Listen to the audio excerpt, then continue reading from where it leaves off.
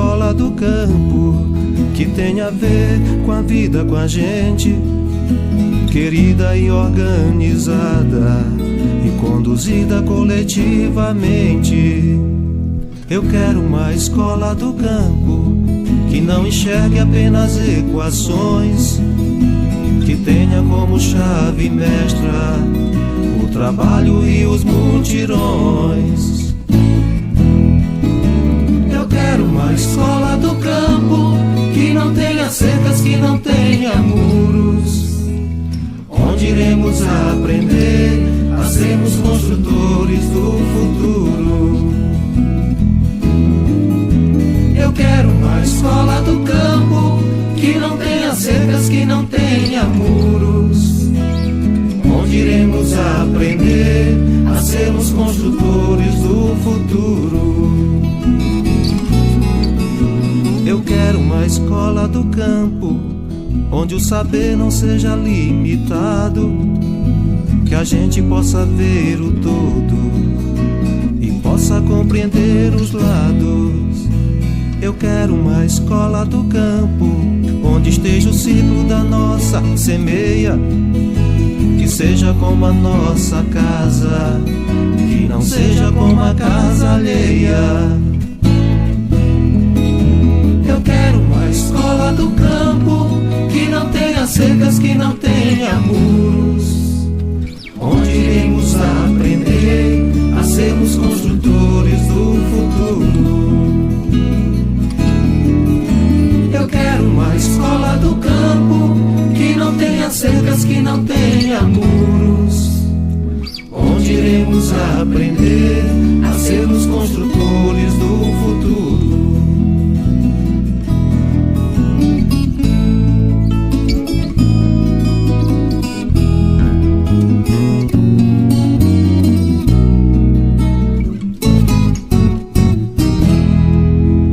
Eu quero uma escola do campo onde o saber não seja limitado, que a gente possa ver o todo e possa compreender os lados.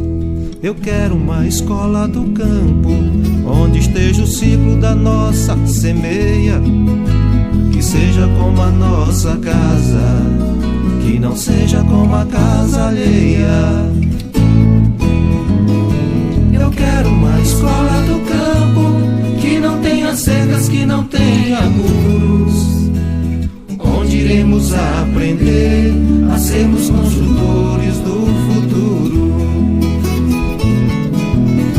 Eu quero uma escola do campo que não tenha cercas, que não tenha muros, onde iremos aprender a sermos construtores do futuro. Escola do campo que não tenha cercas, que não tenha muros, onde iremos aprender a sermos construtores do futuro.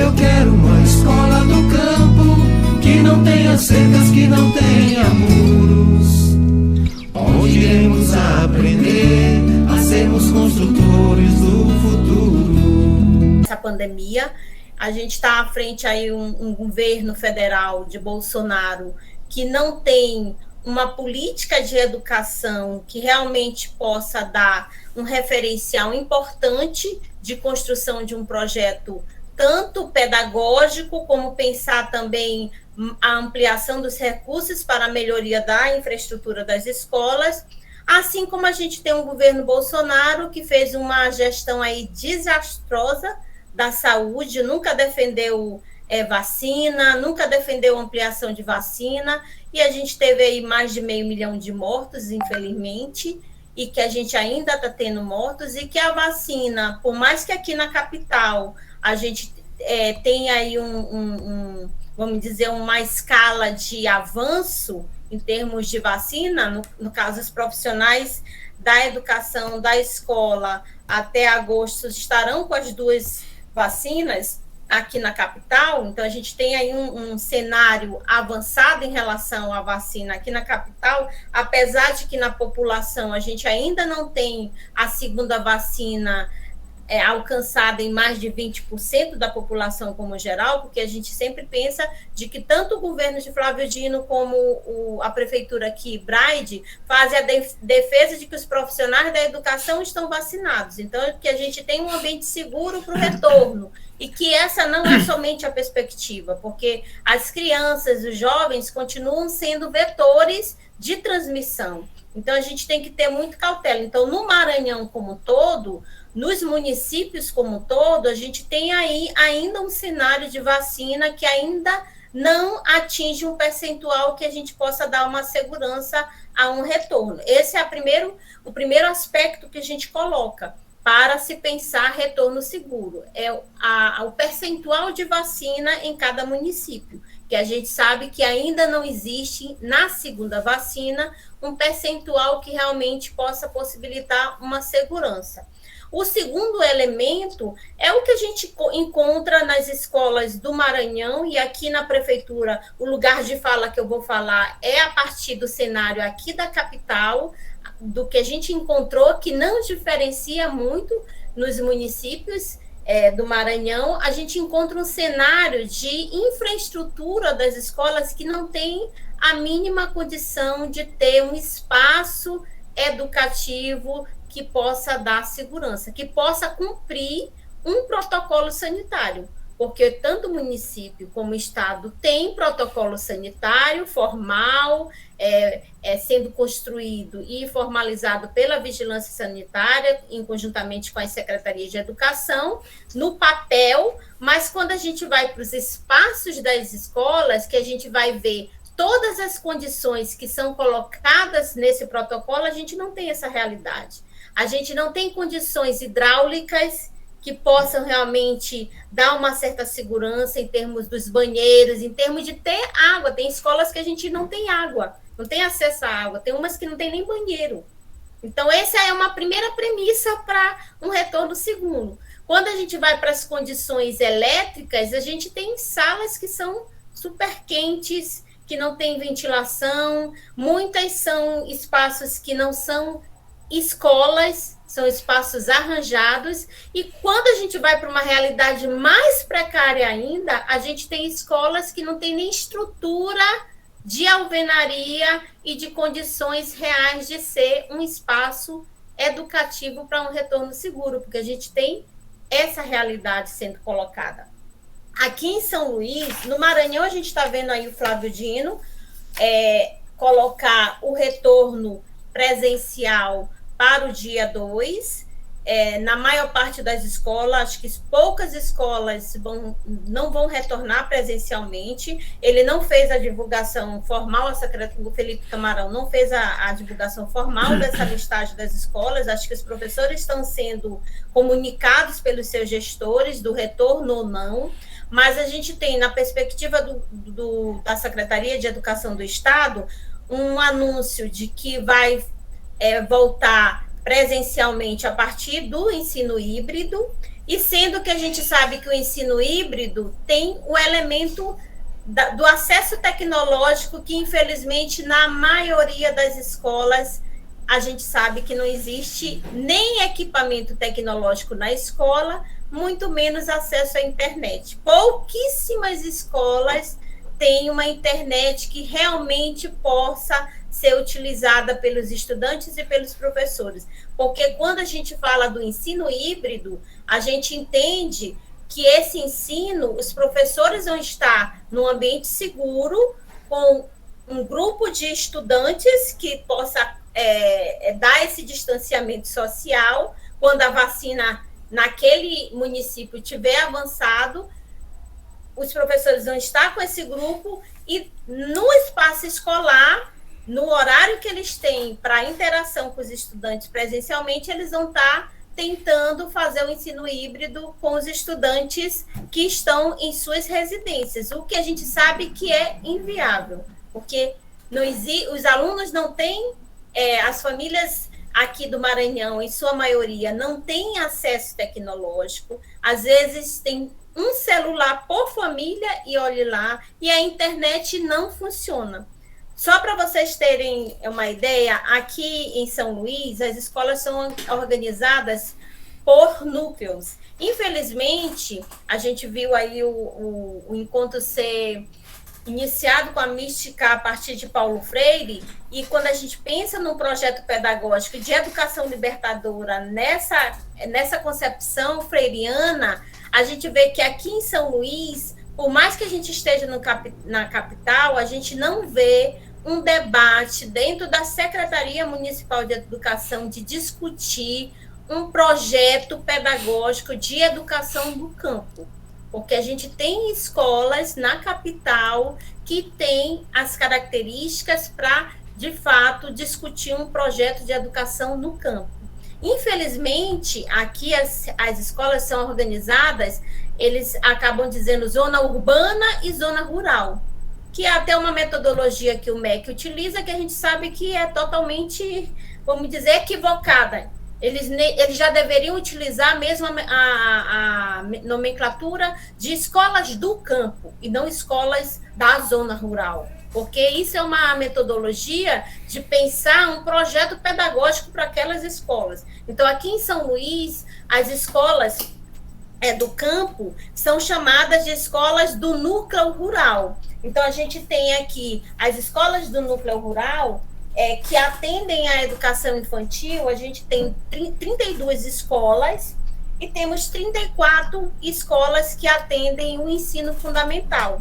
Eu estou falando da perspectiva de São Luís, gente, porque é a realidade que a gente, enquanto sindicato, está acompanhando, mas a partir dela a gente tenta fazer um debate, um diálogo, pensando a realidade estadual. Os elementos acabam sendo os mesmos, porque, infelizmente, a realidade da educação brasileira, aqui no Maranhão, mesmo na capital, tem os mesmos elementos que a gente vê de não investimento na infraestrutura, de não pensar um projeto político-pedagógico para a educação do campo. Então, as escolas que a gente tem, que são cerca de 66 escolas que atendem a zona rural, que são as escolas que a gente diz de educação do campo, na CEMED a gente não tem uma coordenação ou uma equipe que possa pensar um projeto político-pedagógico para as escolas do campo. A gente tem projetos ou,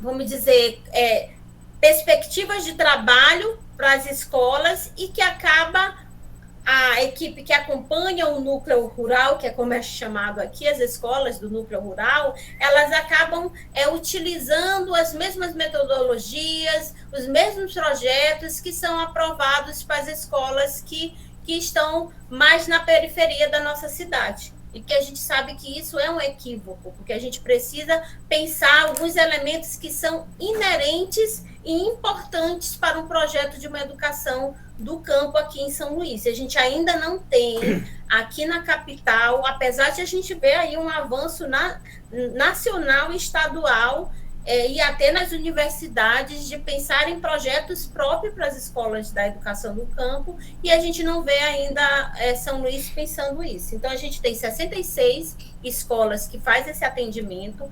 Aqui em São Luís, a prefeitura, o prefeito Brade e o secretário Marco Moura anunciaram aí um retorno para as escolas presenciais para o dia 16 de agosto, sendo que, só para vocês terem a realidade do caos que está na capital de São Luís, a gente tem 261 escolas e somente 14 estão indicadas para um retorno presencial, porque as condições infraestruturais das escolas não dão parâmetros para um retorno realmente que possa acontecer de forma segura.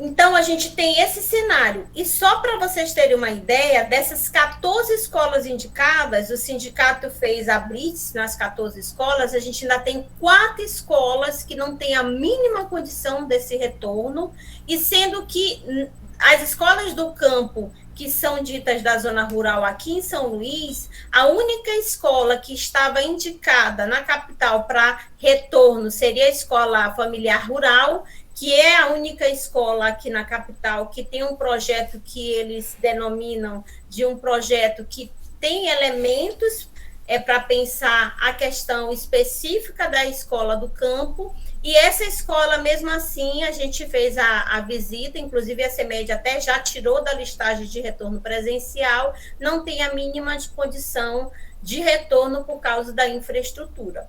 Então, a gente tem uma sinalização da Prefeitura de São Luís para esse retorno presencial, de apenas parte das escolas, e que chega apenas, só um momentinho, que chega a apenas 5% das escolas.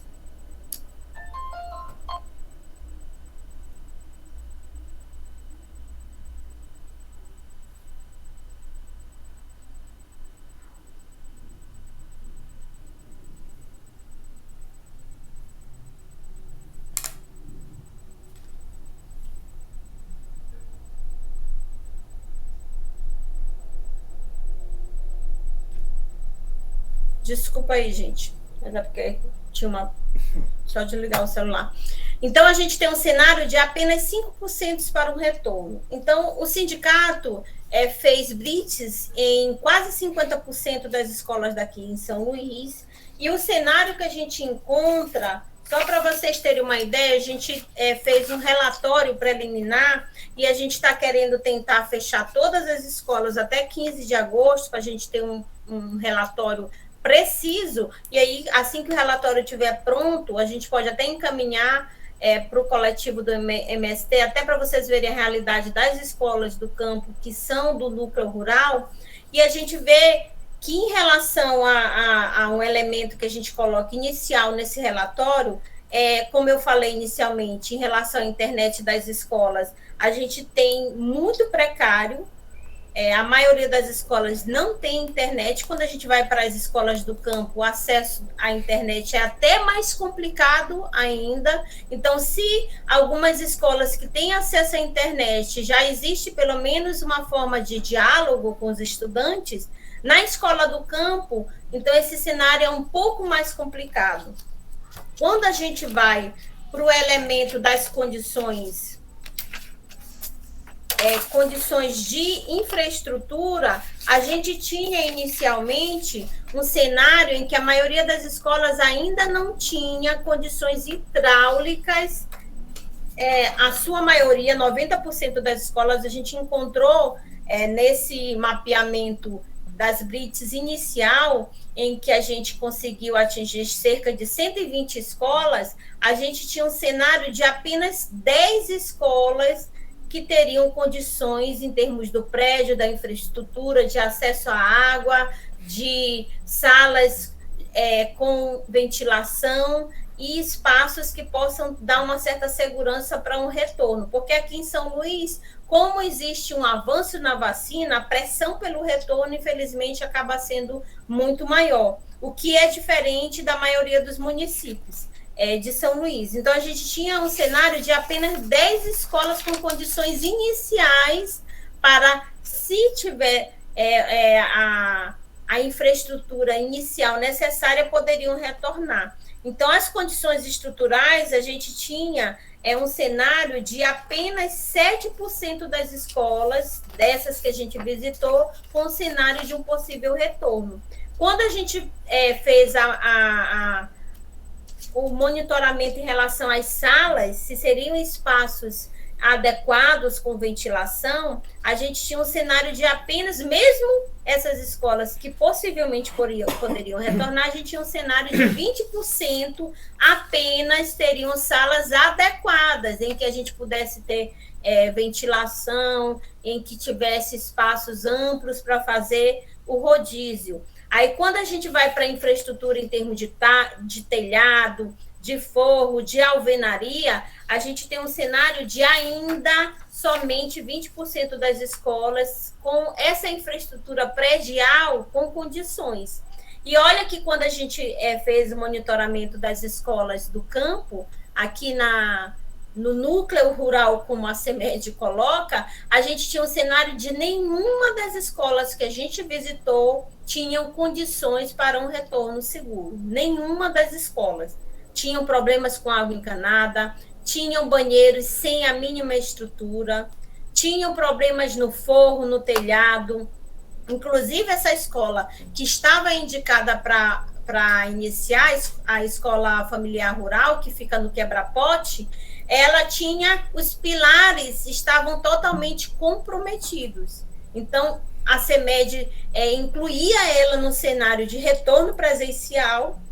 A gente fez a blitz, fez a denúncia e a CEMED retirou essa escola. Então, o que a gente observa é um cenário em que, infelizmente, as secretarias querem iniciar, querem retornar, colocando de que a vacina dos profissionais já avançou, de que todo o Brasil está tendo vamos dizer, essa pressão pelo retorno. Vocês viram recentemente o ministro da Educação, em bom tom, dizer que é preciso retornar, que os alunos já foram muito prejudicados pela pandemia, sendo que o governo federal não fez nenhum investimento financeiro na melhoria. Em todo esse tempo que a pandemia ficou parada, em mais de um ano que as escolas ficaram literalmente paradas, sem nenhum tipo de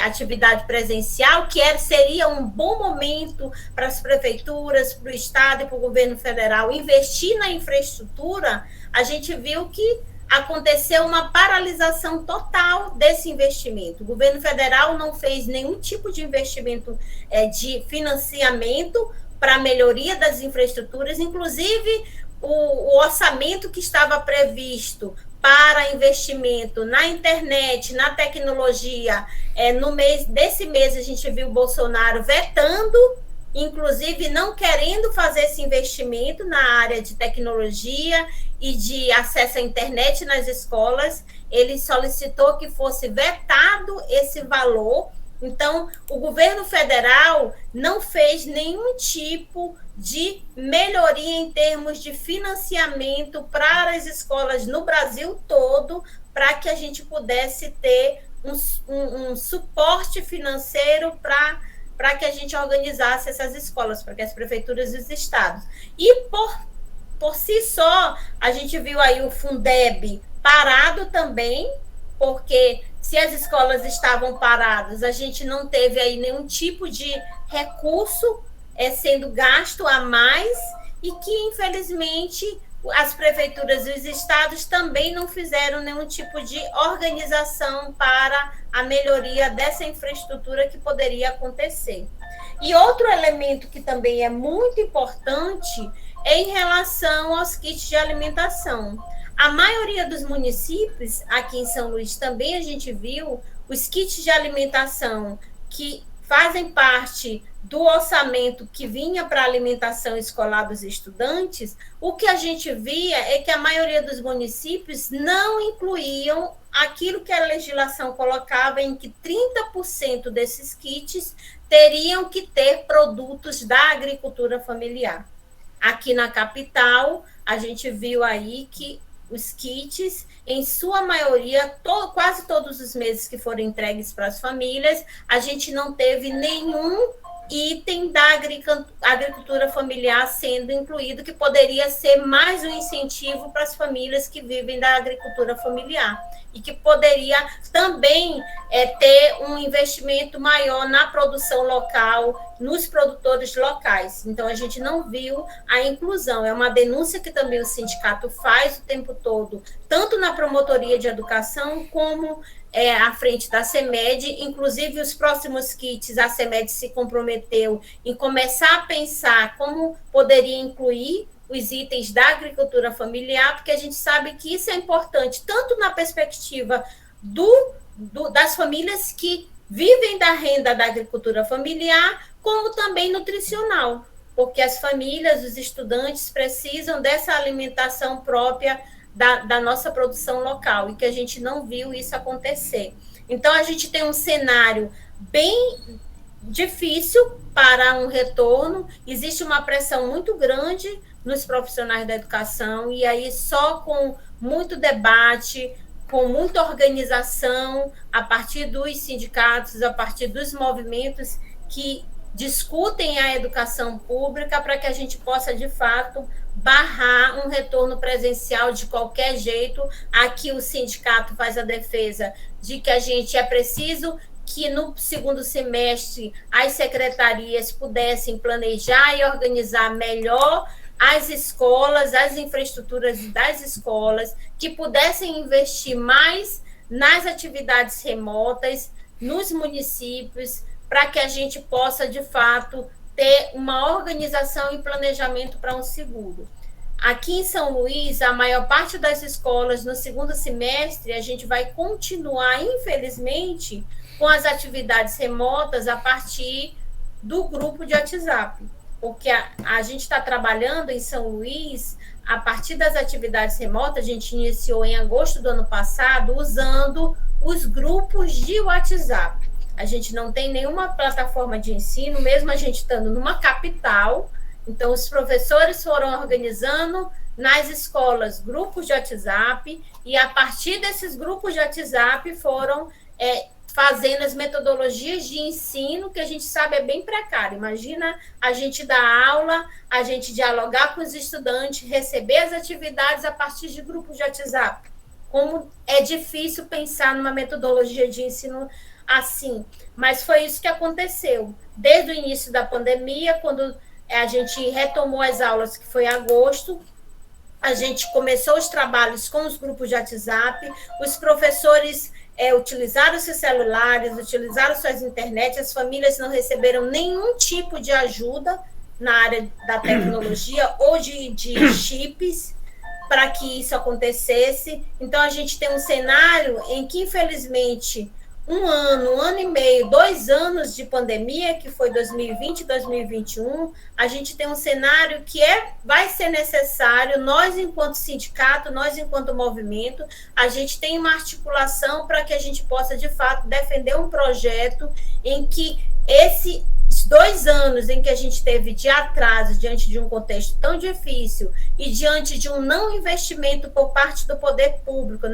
em ter pelo menos o mínimo necessário para que as atividades remotas pudessem acontecer, a gente, enquanto sindicato, enquanto movimento, a gente tem que estar constantemente se articulando, fazendo defesas de um projeto que a gente possa, passando a pandemia, ter realmente um investimento real e necessário para que os prejuízos da pandemia e diante também da desorganização, do não planejamento do Estado na educação, a gente possa fazer a defesa de que aconteça nos próximos anos e que a gente não tenha a obrigação e a pressa de voltar e de retornar de qualquer jeito, de qualquer forma, sem segurança, sem, de fato, ter as condições necessárias e reais para que a gente tenha um retorno seguro.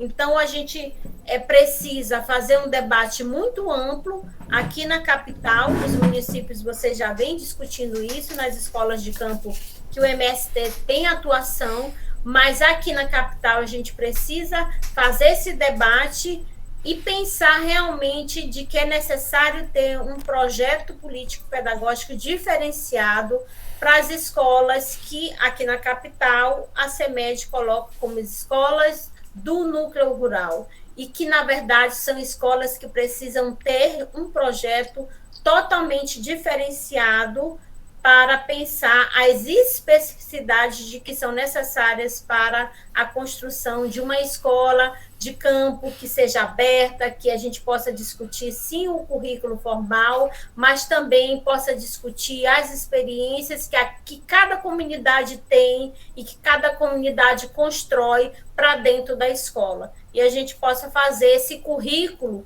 que ele tem que ser mais ativo, mais aberto e mais libertador, que a gente utilize os conhecimentos científicos e os conhecimentos populares de cada comunidade para formar os nossos jovens, para formar as nossas crianças em um projeto realmente que seja diferenciado.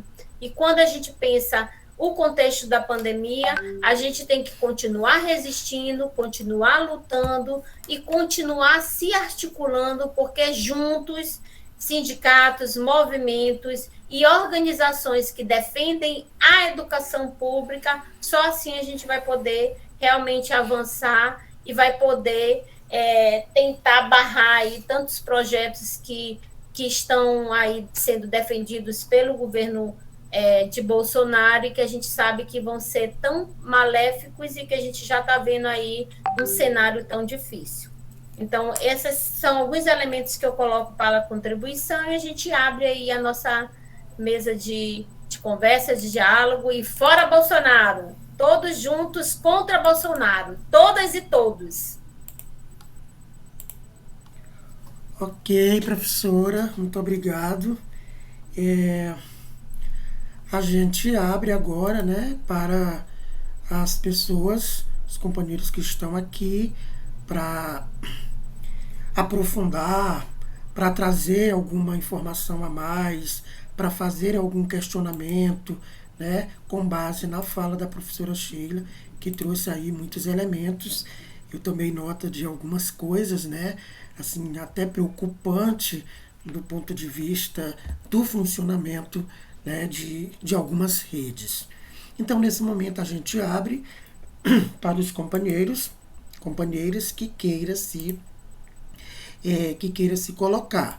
Pode ser de forma oral, mas também pode ser escrevendo aqui pelo chat.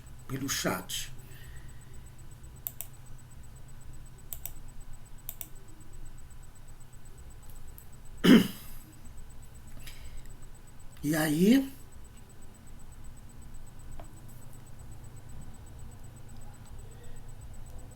aí, meu povo? Eu quero esperar logo os outros falar para me falar, mas ninguém se manifestou. Começa, Delmar. Vai. Assim, porque é muito preocupante o que a professora traz, né? Porque, assim, hoje mesmo, assim, aqui na escola a gente está correndo, né? A gente já reuniu professores. Hoje a gente estava reunido com os pais dos alunos para ver essa questão.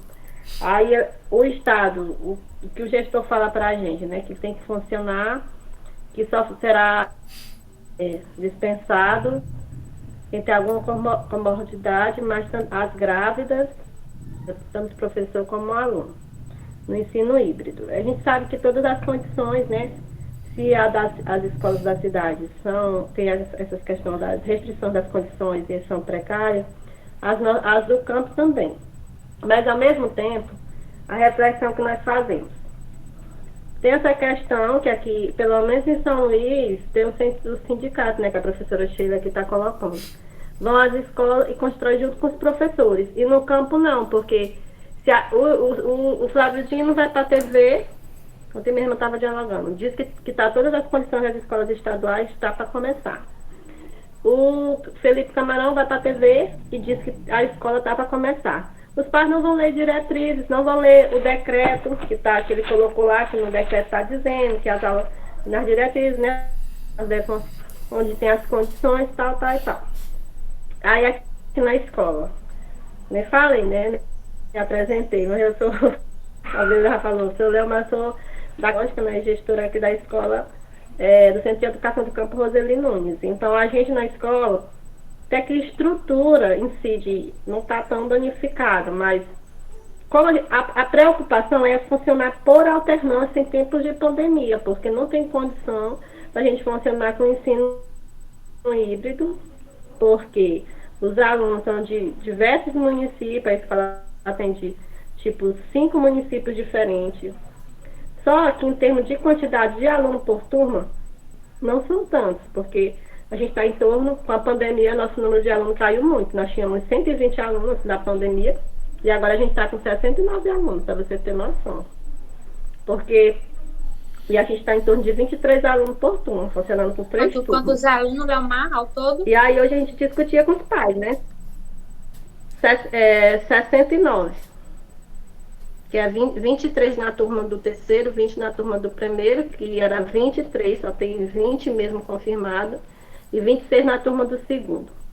Então, a gente está com isso. Então, eu já estava conversando com os pais, fizemos uma ata dizendo, Se for para começar, vai ser coletivo, todo mundo, a partir do que está aqui. Só que a escola em si, eu expliquei, nós não temos condições adequadas. Porque o que seria voltar na alternância, professora?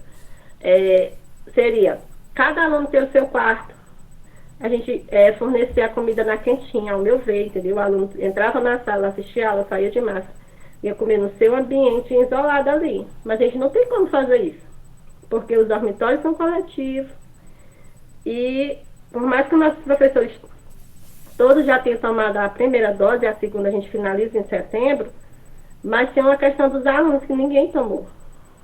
E aí tá assim, então a minha preocupação é essa. Se a gente, tipo assim, não vai ter aula, e o Flávio Dino já colocou lá, Felipe Camarão, mas vai parecer que nós do movimento, eu enquanto gestor não quero trabalhar, eu enquanto professor não quero trabalhar. Se o governador disse que tem que ter, e a escola da cidade vai funcionar, o ensino médio, e os alunos podem muito bem, todo mundo pedir sua transferência daqui e ir para lá, porque enquanto ele tem a possibilidade de estudar online e estudar presencial, ele vai preferir estudar presencial, já que todos os municípios que funcionam regular vão voltar. Então, estou com uma preocupação muito grande, até espalhei, né, sobre essa questão da reunião. O que seria melhor fazer? Aí, o Andrade está no Cefas hoje, né, Andrade? Eu queria saber como é que está lá, porque, segundo o nosso coordenador de educação do campo, professor Costa, falou ontem que todas as escolas do Cefas vão voltar, Alcântara vai voltar, que é o Isidoro, né? Centro de Educação Quilombola Isidoro. E aí eu disse assim, se todas vão voltar, aí vai ficar só a gente. Então, essa é uma decisão, para mim, que estou aqui na frente, junto com a coordenação, nós aqui da coordenação, a gente bate cabeça. Se nós não voltarmos, a gente vai perder todos os alunos, porque eles vão passar a outro lugar. Porque o que diferencia a escola hoje das demais é justamente pela questão do compromisso que nós temos com as aulas, de não faltar professor, de ter aula, de ter as oficinas, de ter esse compromisso com a educação do campo, esse currículo diferenciado. Mas enquanto eles vão ter aula à distância, no remoto, que não tem condição, não chega à internet, e tantas outras coisas que você mesmo falou, que não adianta eu falar aqui, que a gente já colocou, aí fica assim, né? Eu fico aqui, a gente adoece, tem crise de ansiedade, e mesmo assim falta, que é uma crise tão grande, falta até fogo, não imagino de voltar todo mundo, mas estamos aqui, né? E o que a gente conseguiu organizar? No mínimo, pintura da escola, colocar pias, não temos problemas com falta d'água. Se fosse mesmo regular, não tinha muito problema. Meu problema é só a alternância que os meninos convivem junto nos alojamentos. O maior problema é esse, que não tem como individualizar quarto para ninguém. E a questão dos professores que vêm de fora também, porque vão para casa, os meninos ficam confinados, mas os professores não, né? Tem isso também. Então tem essas duas preocupações gritantes aqui. Eu acho que não sei como é que tá os demais. Como é que tá as outras escolas, se estão se organizando para voltar e como é que tá. Porque aqui para nós foi assim, né? Estamos aqui na luta.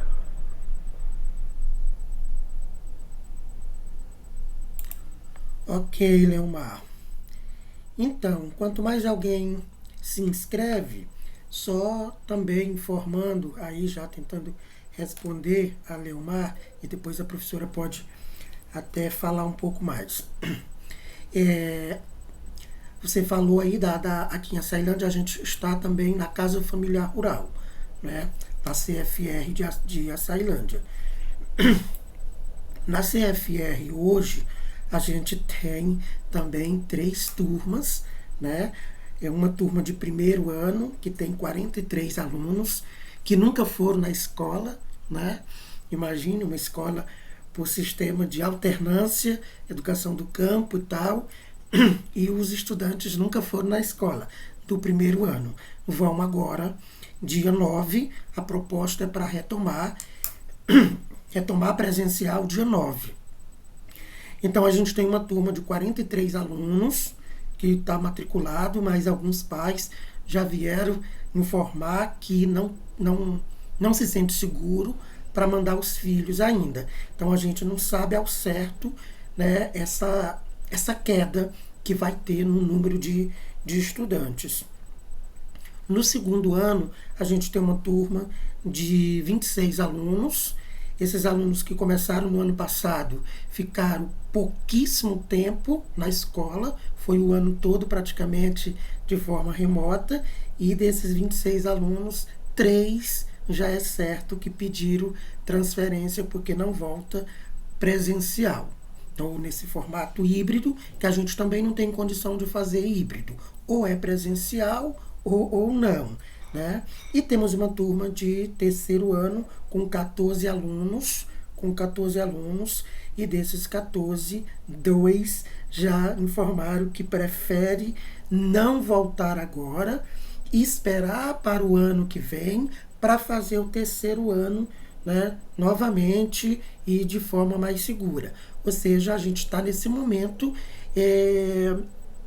de incerteza, né, com essa... Andrade, 14 alunos, é isso? Sim, no terceiro ano, 14 alunos, 2 não volta, prefere fazer depois, no ano que vem, esse terceiro ano. Isso na CFR de Açailândia. Né? Então, a gente tem, né, todos esses elementos aí que a gente não sabe, né, como é que fica realmente esse retorno, mas está previsto para o dia 9, o coletivo, a associação já decidiu que volta presencial, até porque os professores são do Estado, o Estado está dizendo volta, né? Mas com todos esses prejuízos que a gente vai ter. No convencional, por exemplo, aqui, a proposta é que volte também, mas, por exemplo, aqui no PA Califórnia, e aí o Jades pode até falar da outra realidade aqui da Nova Conquista. A ideia é que volte também, mas as turmas são pequenas, né? E talvez não tenha tanto prejuízo, porque funciona no prédio da escola do município, e a escola meio que se organizou, que se preparou do ponto de vista de estrutura para funcionar. Então é um pouco mais tranquilo, porque as turmas do convencional são em torno de 10, 12 alunos, e é um pouco mais tranquilo. A preocupação é fazer híbrido, né, numa dinâmica que já é por alternância e não tem, mas é só para clarear aí, para Leomar dizer um pouco como é que nós estamos sofrendo aqui. Certo, companheiros? Então, mais alguém gostaria de trazer a sua experiência para depois... Boa tarde, Andrade. Sim. Eu sou Gilson, eu sou funcionário aí de público municipal, no momento me encontro aposentado e contratado, colaborando no Departamento de Educação do Campo. Mas nós se encontramos aqui, falando em Educação do Campo, nós se encontramos numa situação difícil, no sentido ainda de não temos ainda o conhecimento dos professores, ainda não tem conhecimento do que é educação do campo, ainda não se é trabalhado isso. E nós estamos tentando trazer essa formação. Já recebi um projeto, inclusive, da Simone com o Juca, para que possa ser dada essa formação para os professores do campo. E se falando da pandemia, nós também estamos para reiniciar as aulas no dia 16, com o híbrido, né? E é interessante que a professora coloca no sentido da estrutura da escola, mas nós temos um avanço aqui no sentido da escola de alvenaria. Todas as escolas no campo nossa já são de alvenaria, nós não temos mais escola de taipa nem de palha, aqui no município de Coelho Neto.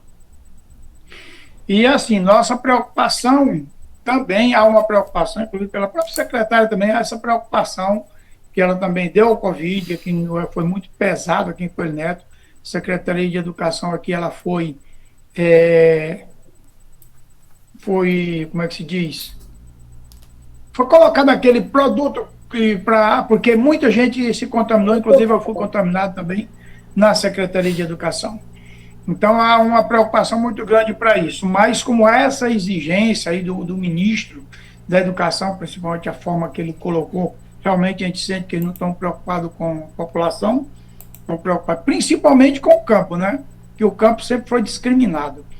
Então, assim, nós Vamos tá marcado para o dia 16, nosso retorno, mas com muita preocupação. Nossa escola também tem problema, não geral, mas tem algumas ainda com problema de água, de internet, né? A iluminação, praticamente essa nós não temos preocupação de iluminação no campo.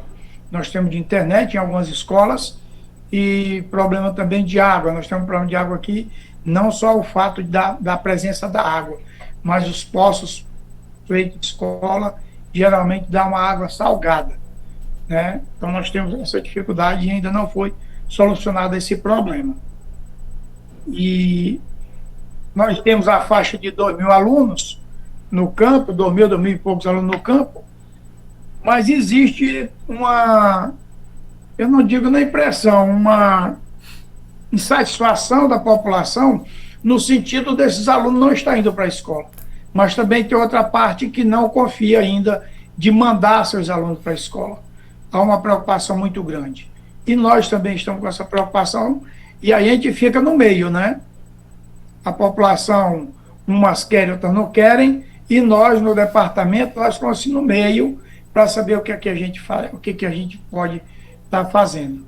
Porque também eu acredito que nós aqui, como ainda não há essa questão da educação do campo, nem Coelho Neto, é muito difícil também para a gente tomar a medida de dizer, não, essa escola aqui não vai funcionar. Entendeu? Então nós vamos seguir o híbrido, né, com muita preocupação, com muita cautela, mas nós vamos seguir o híbrido, porque também o departamento não tem essa força de dizer não vai, nós fazemos parte do departamento, e que também a gente sente a preocupação da secretária para recomeçar, mas infelizmente também ela está seguindo pelo MEC. Era isso. Então, boa tarde. Sou Railson da Conceição Cardoso, professor tanto no Secampo Roseli Nunes, posição de colaborador, né, porque o seletivo, infelizmente, não me chamou, e também aqui na Escola da Cidade. E a gente evidencia nessa fala de Elomar uma preocupação bastante, digamos assim, é uma preocupação legítima com os alunos que estão saindo desse centro de educação do campo, né, que estão saindo dos Cefas, e indo para cá. Por quê? Porque esses alunos, principalmente aqui os do PA Sigra, da área de assentamento, eles não têm, por exemplo, transporte escolar, eles não têm, tem que providenciar local para ficar. Isso envolve, né, um processo de êxodo rural, de ir para a cidade, e a cidade não tem estrutura para receber esses alunos, né? Então, é uma preocupação muito grande que tem relacionada com essa, como é que a gente pode falar, com essa saída dos alunos desses locais, dessas escolas, principalmente do ensino médio, né? É uma preocupação, o que vai gerar. Boa parte desses alunos não vão conseguir terminar o curso do ensino médio na cidade, porque não tem condições de permanecer, principalmente nesse contexto, e acabam evadindo o curso. Como tem sido o caso de muitos alunos que a gente tem detectado nessas buscas ativas aqui na cidade, né?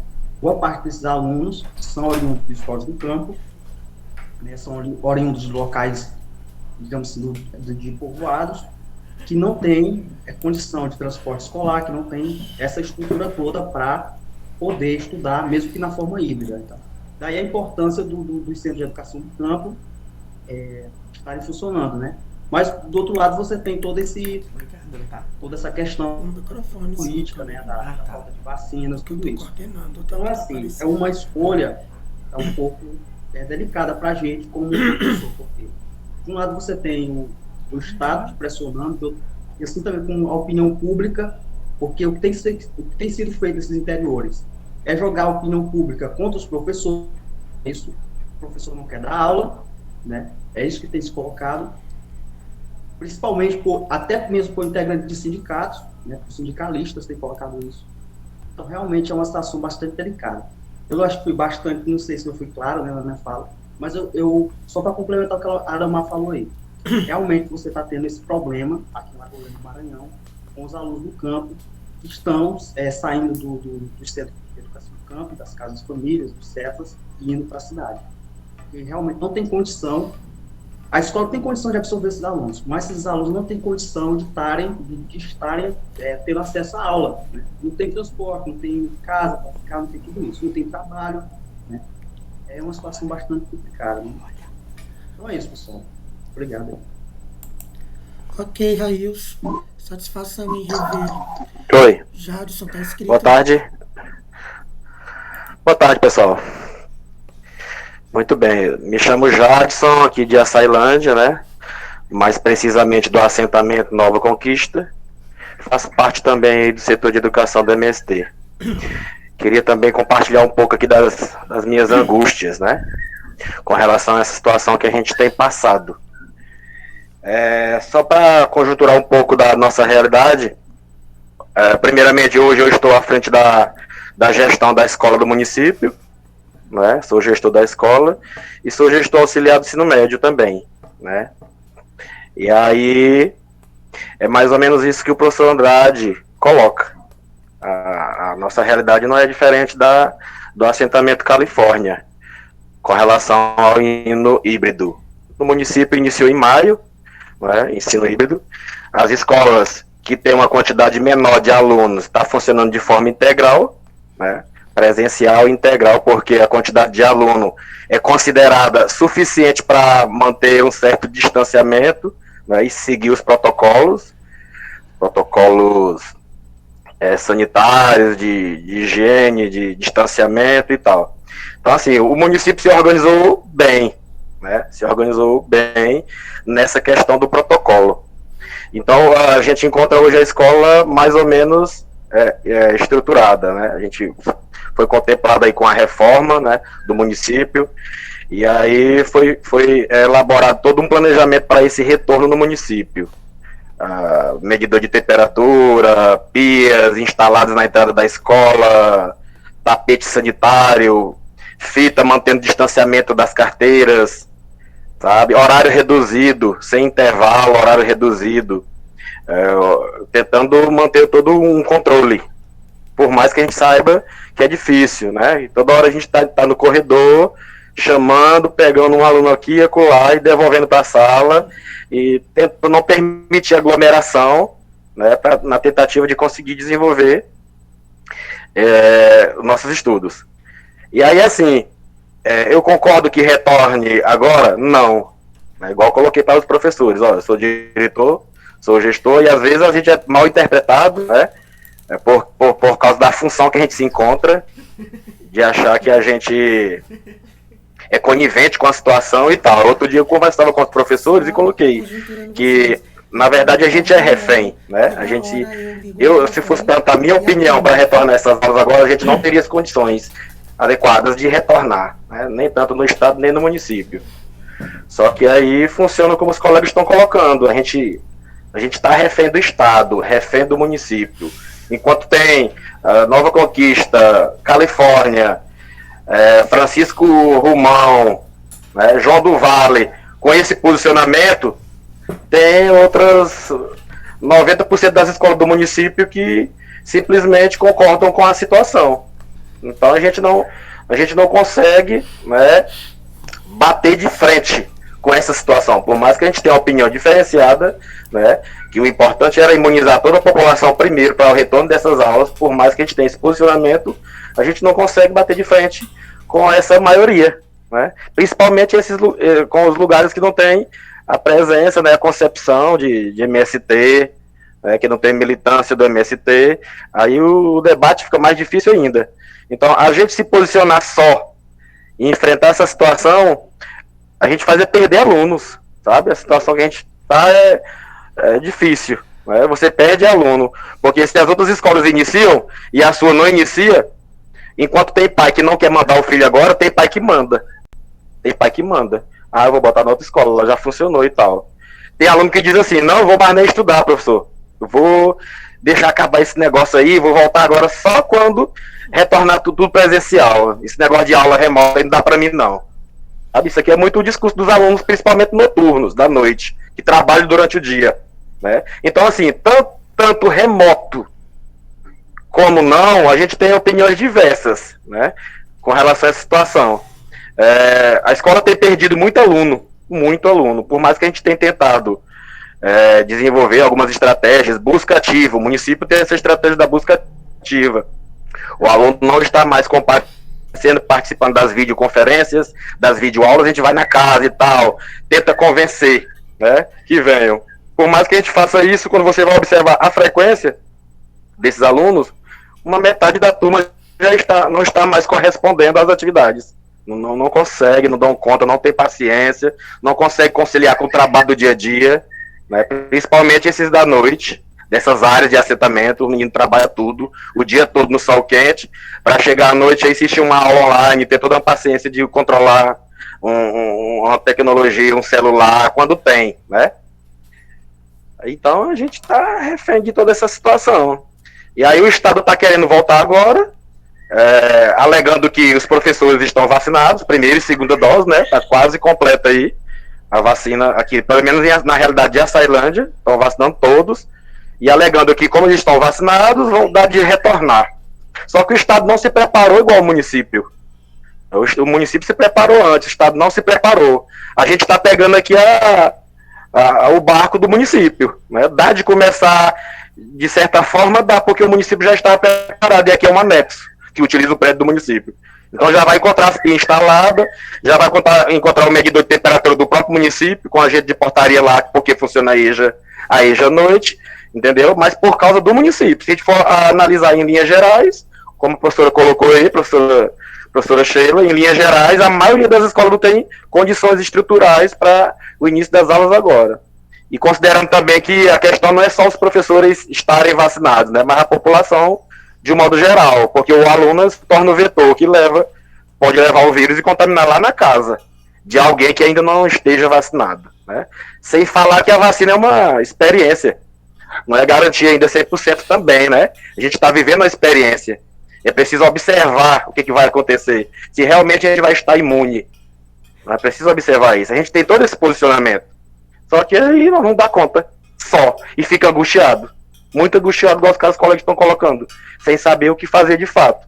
De um jeito ou de outro, a educação pública, né? Educação privada, pública, tem perdido, né? Tem perdido. E para a gente recuperar, né, essa defasagem vai demorar muito tempo. Vai demorar muito tempo.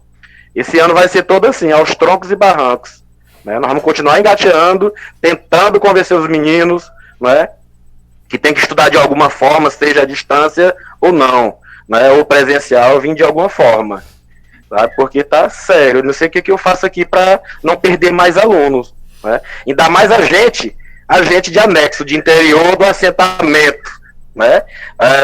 Por qualquer motivo eles querem fechar a escola.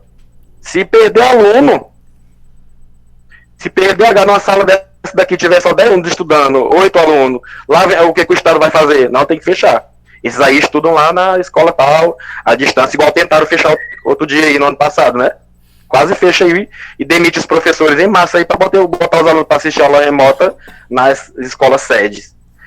Entendeu?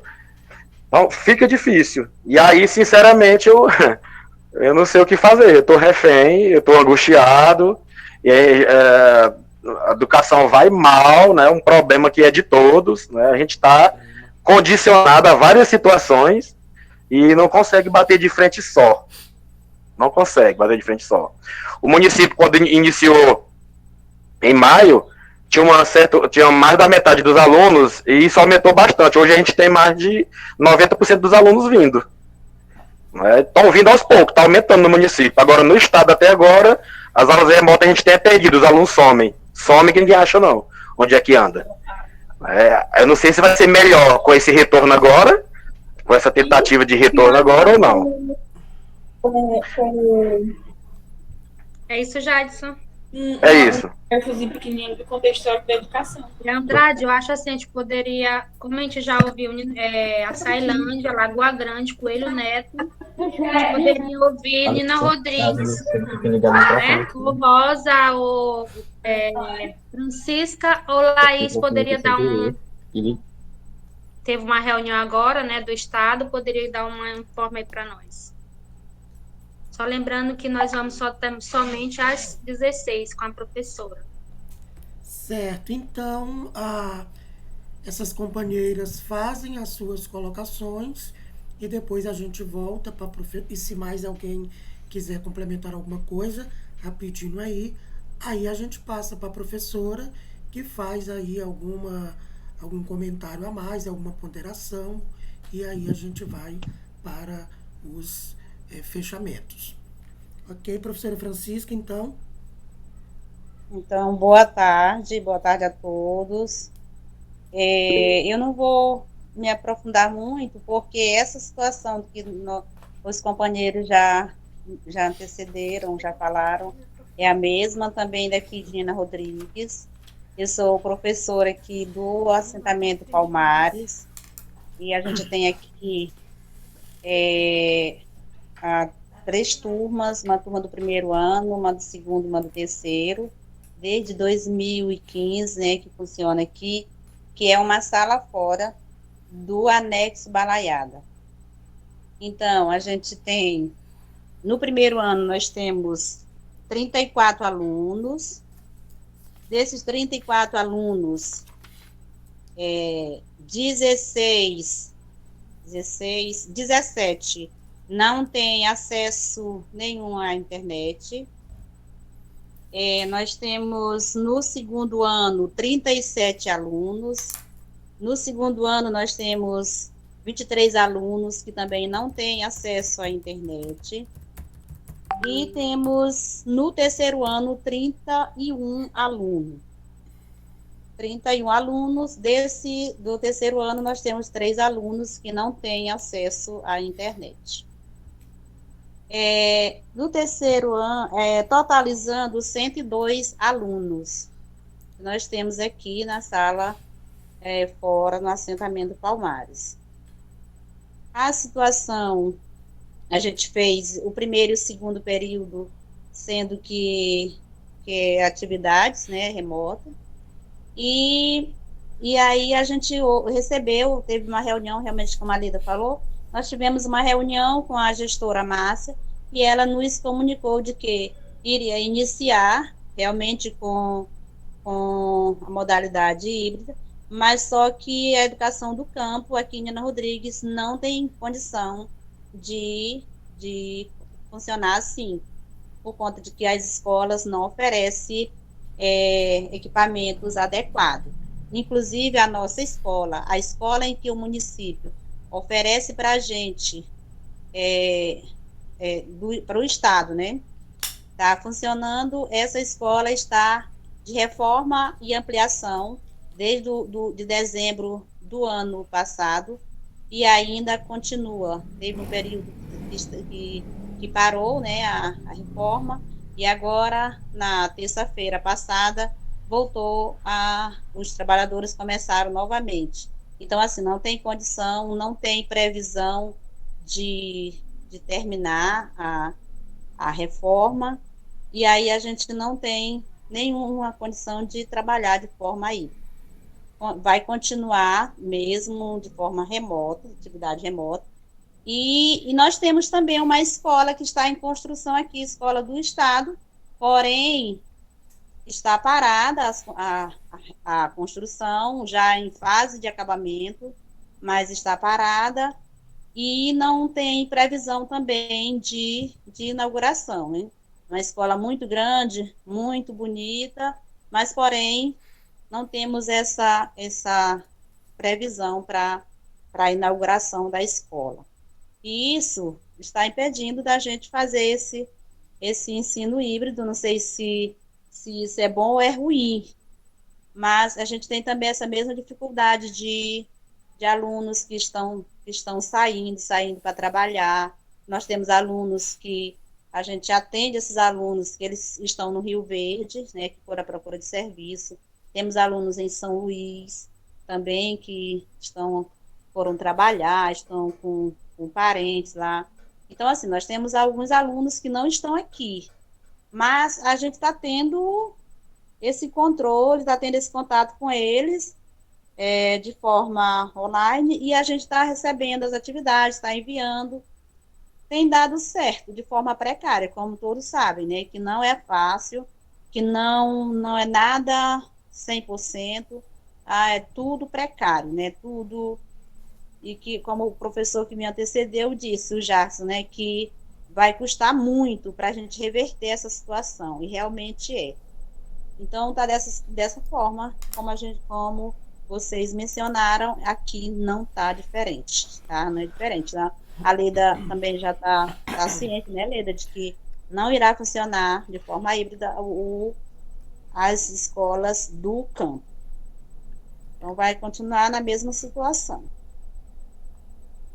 Ok, dona Leda. Francisca. Tem a Leda.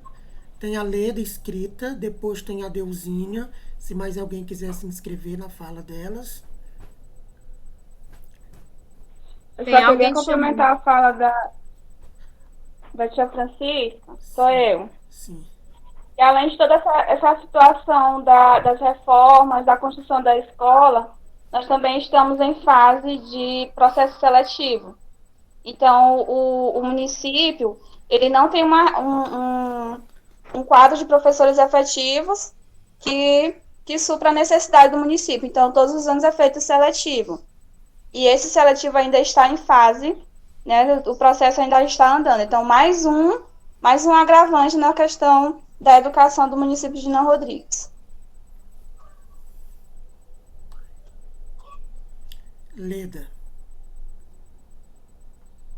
Então, só assim, é importante a gente ouvir juntamente com a professora, né, que aí nós temos que nos unir, né, porque como a angústia de todos nós sozinhos nós não vamos conseguir ter uma concepção, uma reflexão na análise. Então, acho que esse momento mesmo é mais assim para a gente refletir, sondar, ouvir, mas também nós temos que continuar com a nossa posição enquanto movimento, né? Então, uma coisa é Andrade, a Leomar, que estão sendo gestores, né, estão no quadro do Estado, do município, seja, né, o Gils, mas outra coisa é nós, assim, que estamos, né, nessa lida enquanto movimento, nós temos que ter uma posição, e é isso que a professora nos instigou, né, e nos levantou assim, nós temos que nos unir nesse sentido de da gente ter uma proposta, qual é a nossa posição mesmo perante dessas condições. Então, trazendo aqui, professora, só para a gente refletir junto com esse quadro, é assim, em relação dessa gravidade que você traz, que no próprio, na Prefeitura de São Luís, né, ser tratado, que ainda não tem a terminologia, educação do campo, ela ainda está, né, aquém, ou seja, precisa avançar nesse sentido, né? Então, a gente também poderia depois, né, ver como é que a gente faz essas intervenções, né, enquanto você que é coordenadora pedagógica, né, e você traz esse debate muito bom, e a gente fica muito feliz de termos já militante que defende essa bandeira da educação do campo, e você já traz uma concepção muito pertinente, né, olha, esses alunos são das periferias, eles estão mesmo na cidade, mas são do campo. Se a gente for fazer uma análise dos nossos, né, da origem dos nossos alunos, nossos educandos, a maioria são do campo. Então, isso é preciso, né, que tanto as propostas do município, do estado, elas considerem isso. E só para colocar para a professora Sheila, que esse coletivo já conhece, nós, enquanto movimento, por mais que a gente acompanhe as escolas do campo, nós ainda estamos tentando e lutando, brigando com o Estado para que, pelo menos, a gente consiga construir uma proposta pedagógica para as escolas das áreas de assentamento. Então, só para você saber o nível, que não é fácil, né? Está muito distante essa questão da educação. Se você pegar um retrato das nossas escolas, né? Ou seja, de onde Laís fala, de onde a Milagres fala que estão aqui, hoje o ensino médio ele não tem as estruturas para começar. No Costa ele não pode dizer que tem que começar e porque tem um decreto, mas nós precisamos também mostrar ao contraponto quais são as condições que o Estado ele não proporcionou isso, né? Então essa angústia não é só dos gestores, dos educadores, mas também de nós enquanto movimento. Nós precisamos ter uma posição firme em relação a isso, só que, é claro, não pode ficar no nosso discurso, é isso que os meninos traz. Por um lado, tem uma população querendo voltar e do outro tem outros que não querem.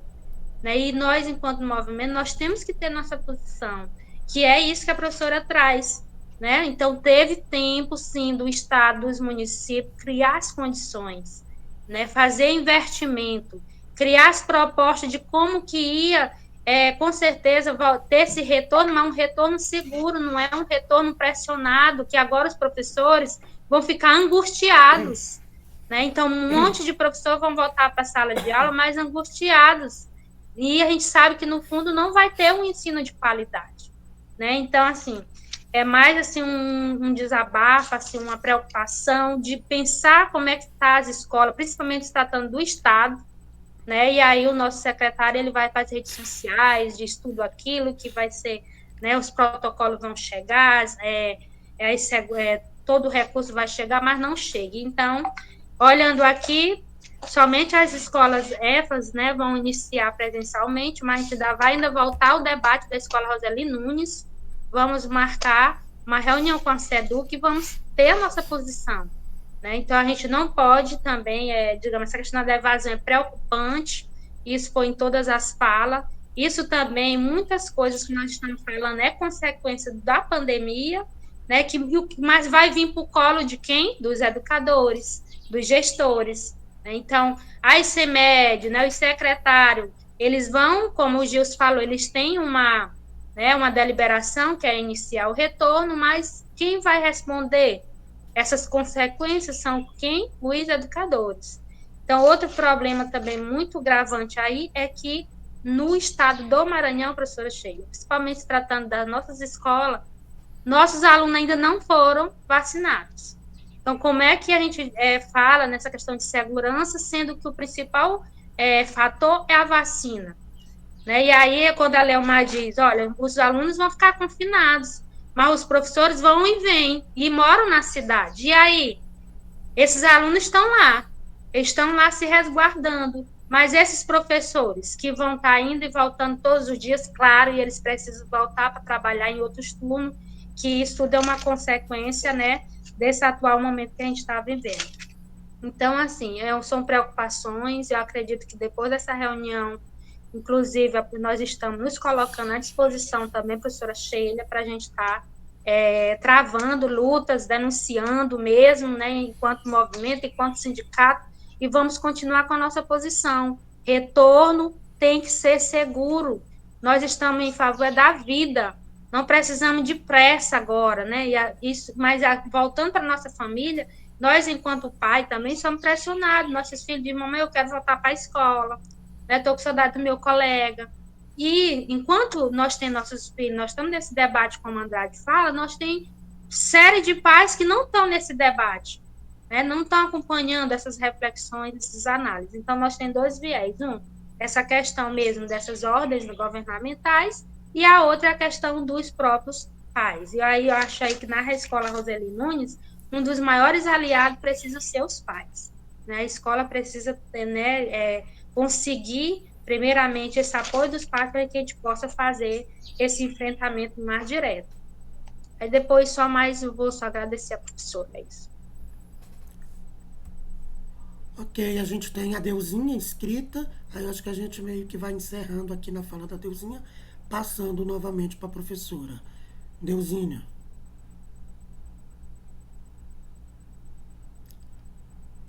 Olá, boa tarde. Desliga a moto.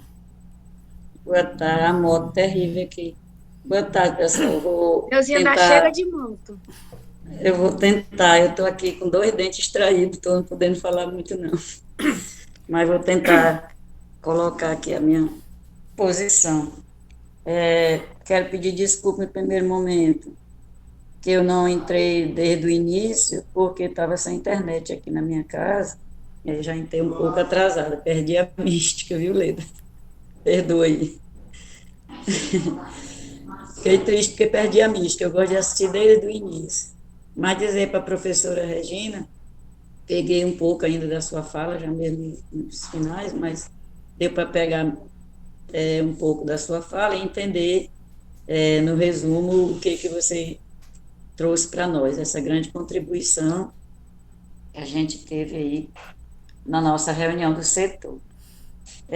Eu fiquei um pouco triste e preocupado com esse relato que você traz das escolas da nossa capital, do estado, mas principalmente da capital, esse relato das escolas do campo, esse relato das escolas geral, né? Eu peguei, porque são 261 escolas, e eu fiquei na dúvida se todas essas 261 eram do campo, era cidade campo. Depois você pode estar me ajudando, que eu vou até anotar, fiquei curiosa. E eu fiquei triste porque a gente vê a propaganda do governo todo dia na televisão, aqui no canal local de Maranhão, que é uma propaganda muito bonita, né? E aí, com o relato dos nossos companheiros que estão aí na frente das escolas dos estados, né, principalmente. E aí a gente fica triste com a situação, que a gente está aqui e está acompanhando toda essa demanda. Quero pedir desculpa que eu não me apresentei, eu vou me apresentar. Porque eu achei que eu estava só com a militância do movimento. Então, eu sou professora Deusinha, moro aqui no município de Açailândia, Maranhão, e sou pedagoga da terra, faço parte do setor também do MST, setor de educação do campo do MST, e atualmente estou aí na frente da coordenação do setor de educação do campo, aqui no município de Açailândia, Maranhão. Pois então, como eu estava falando, né, são muitas coisas que deixam a gente preocupado e triste, né, com essa situação do nosso estado, né. E aí o governo Flávio Dino, a gente vê, nossa, esse governo tem feito tanta coisa, né, a gente fica levantando às vezes até a bandeira do sujeito, achando que ele está fazendo muitas coisas, mas aí quando a gente se depara com um relato desse, dos nossos colegas que estão lá na ponta das escolas, né, assumindo as escolas com toda essa dificuldade, a gente fica entristecido, né? Eu estou muito triste com essa situação. E a pergunta é, qual a nossa posição, né? Eu vejo que nós, enquanto militantes da educação, né, que somos profissionais dessa educação aí a nível de Brasil, né, a gente tem se preocupado e a gente tem se preocupado para saber mesmo qual é a nossa posição diante desses tantos desafios, né? São muitos desafios que são impostos pelo próprio sistema em que a gente vive, né? Esses desafios são colocados pelo sistema em que a gente vive, um sistema totalmente arbitrário, né? Principalmente no que se refere à educação, né? Porque nós não vamos estender para outro sistema a nível de sistema neoliberal, que é grande demais, mas nós vamos nos exportar para a área que nos interessa, que é a educação. A Açailândia, a gente coloca que ele tem avançado um pouco nessa discussão, né? A gente tem avançado bastante. Em termos dessa discussão, no início a gente sofreu muito, agora já está mais leve esse debate, né? Tanto no campo como na cidade. A gente já está começando a se familiarizar mais com esse debate do ensino híbrido, ora híbrido, ora remoto. E aí a gente já está bem familiarizado com esse debate aqui em Açailândia. A gente diz que a gente já avançou bastante, porque, como eu já ouvi aí o Jás colocando um pouco, né, eu não ouvi a fala do André, mas eu creio também que ele já colocou.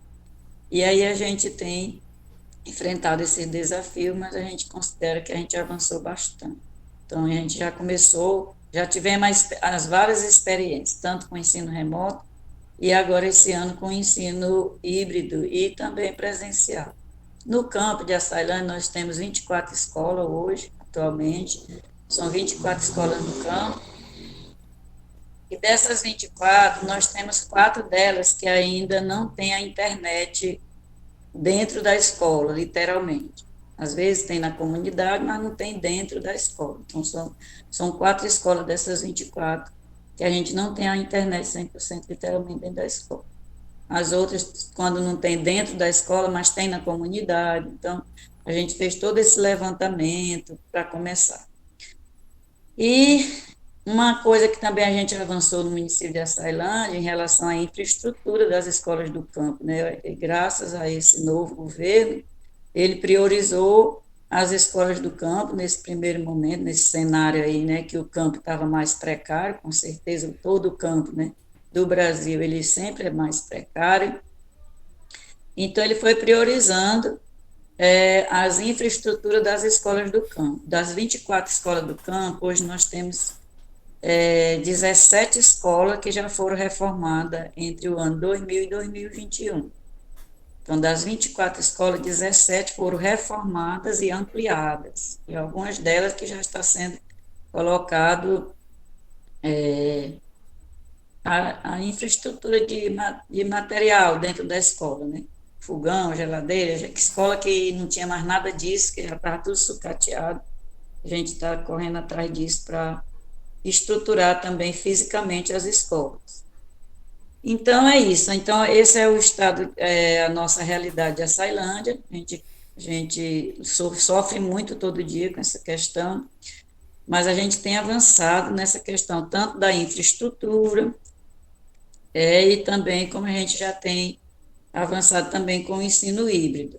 Uma outra coisa que o município de Açailândia tem avançado, que aí você colocou uma questão que eu peguei já no final da sua fala, que diante de toda essa, que o Maranhão, né, não avança, as escolas do campo não tem esse documento ainda curricular, não tem esse debate dentro das escolas puxado pelo próprio Estado ou pelo próprio município em relação ao documento curricular, um documento ou uma proposta, né, que nós já estamos no final, nós já temos avançado, porque nós já estamos chamando de documento curricular, né, não é mais proposta.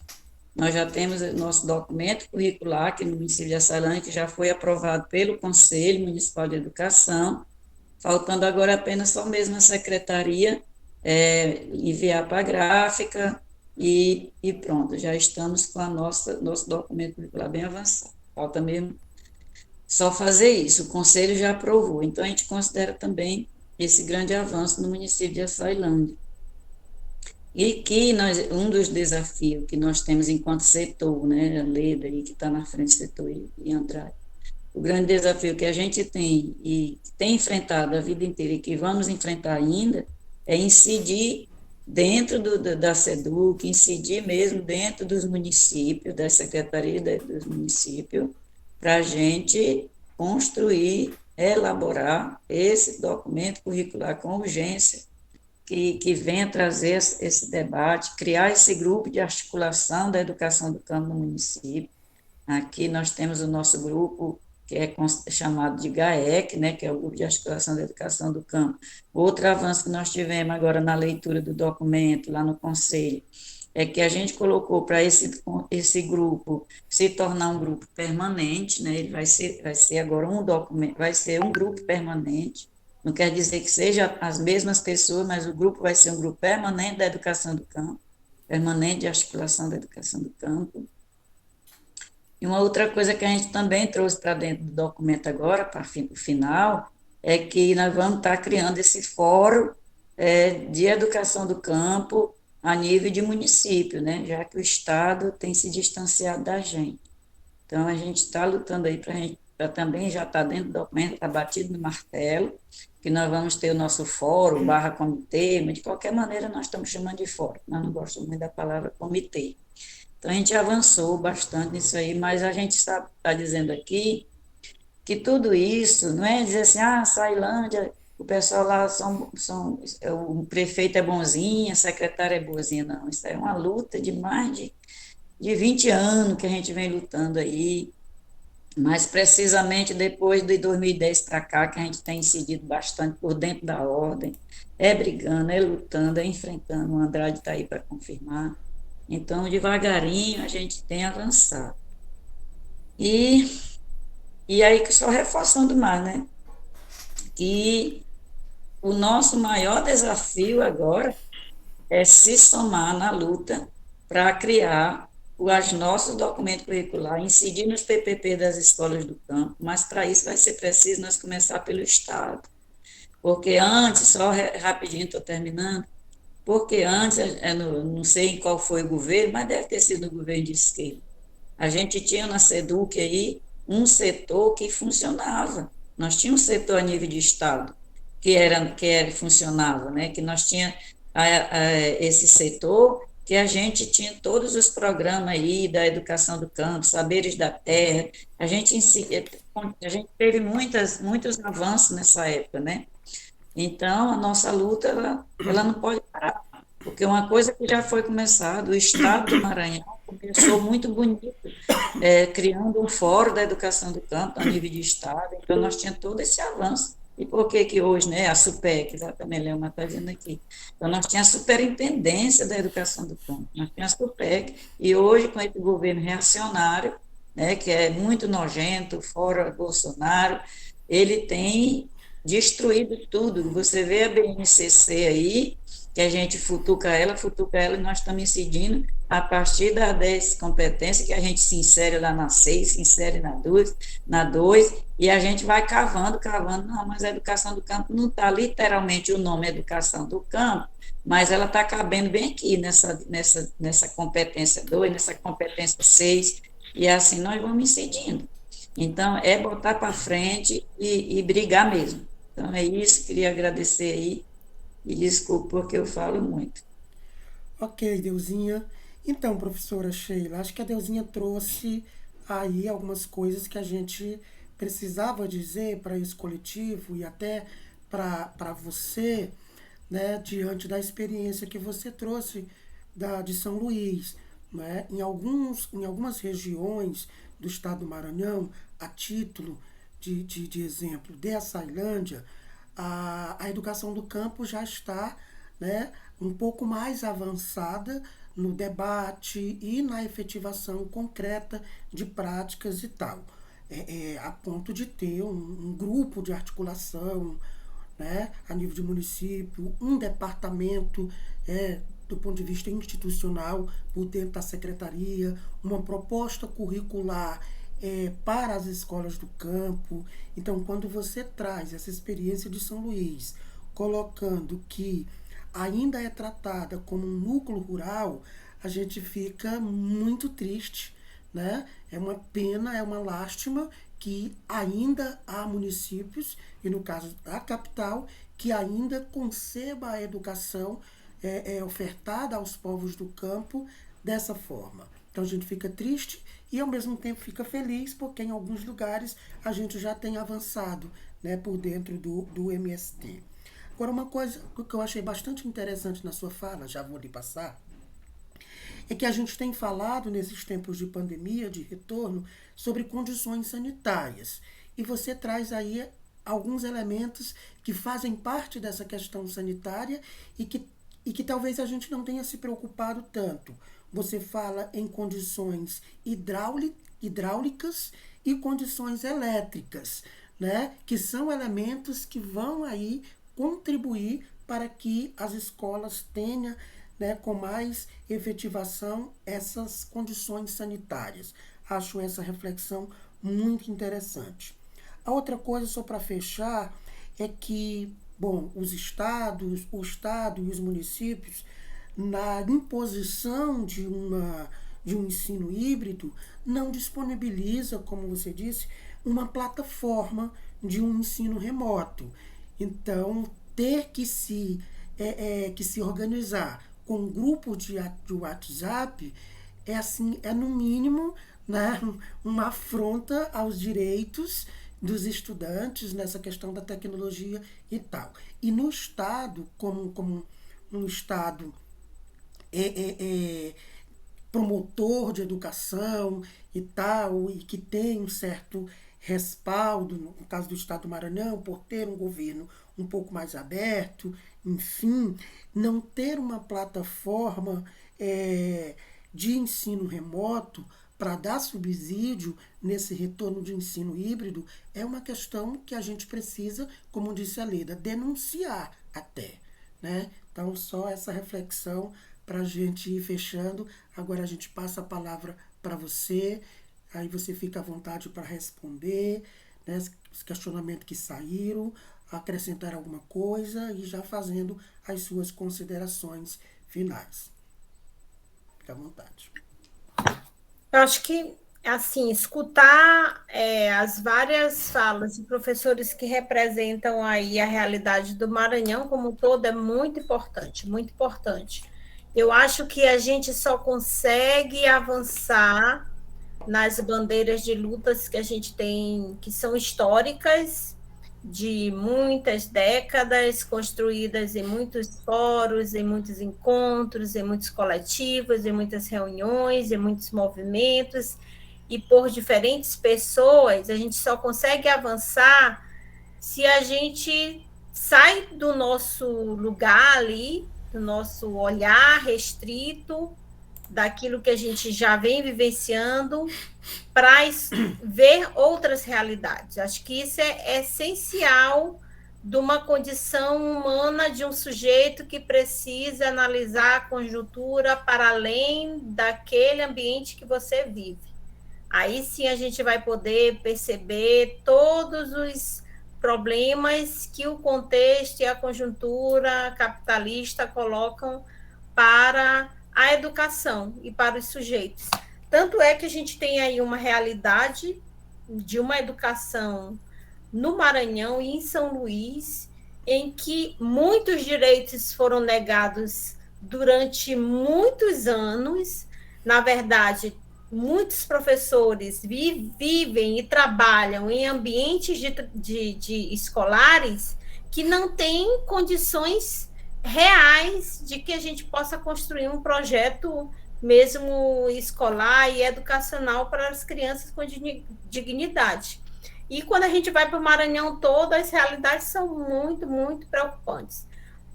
Aqui em São Luís mesmo, a gente viu aí o prefeito Braide também, a gente sabe que a linha de política do partido dele e dele de defesa de apoio do governo Bolsonaro.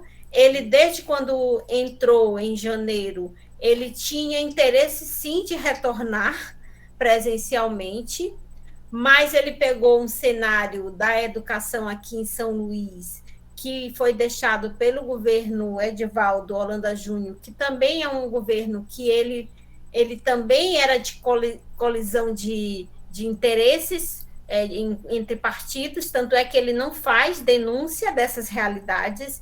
Em nenhum momento o governo Braide aponta, apresenta, denuncia o relatório das escolas que recebeu do governo de Edivaldo Holanda Júnior, e que a realidade foi muito triste.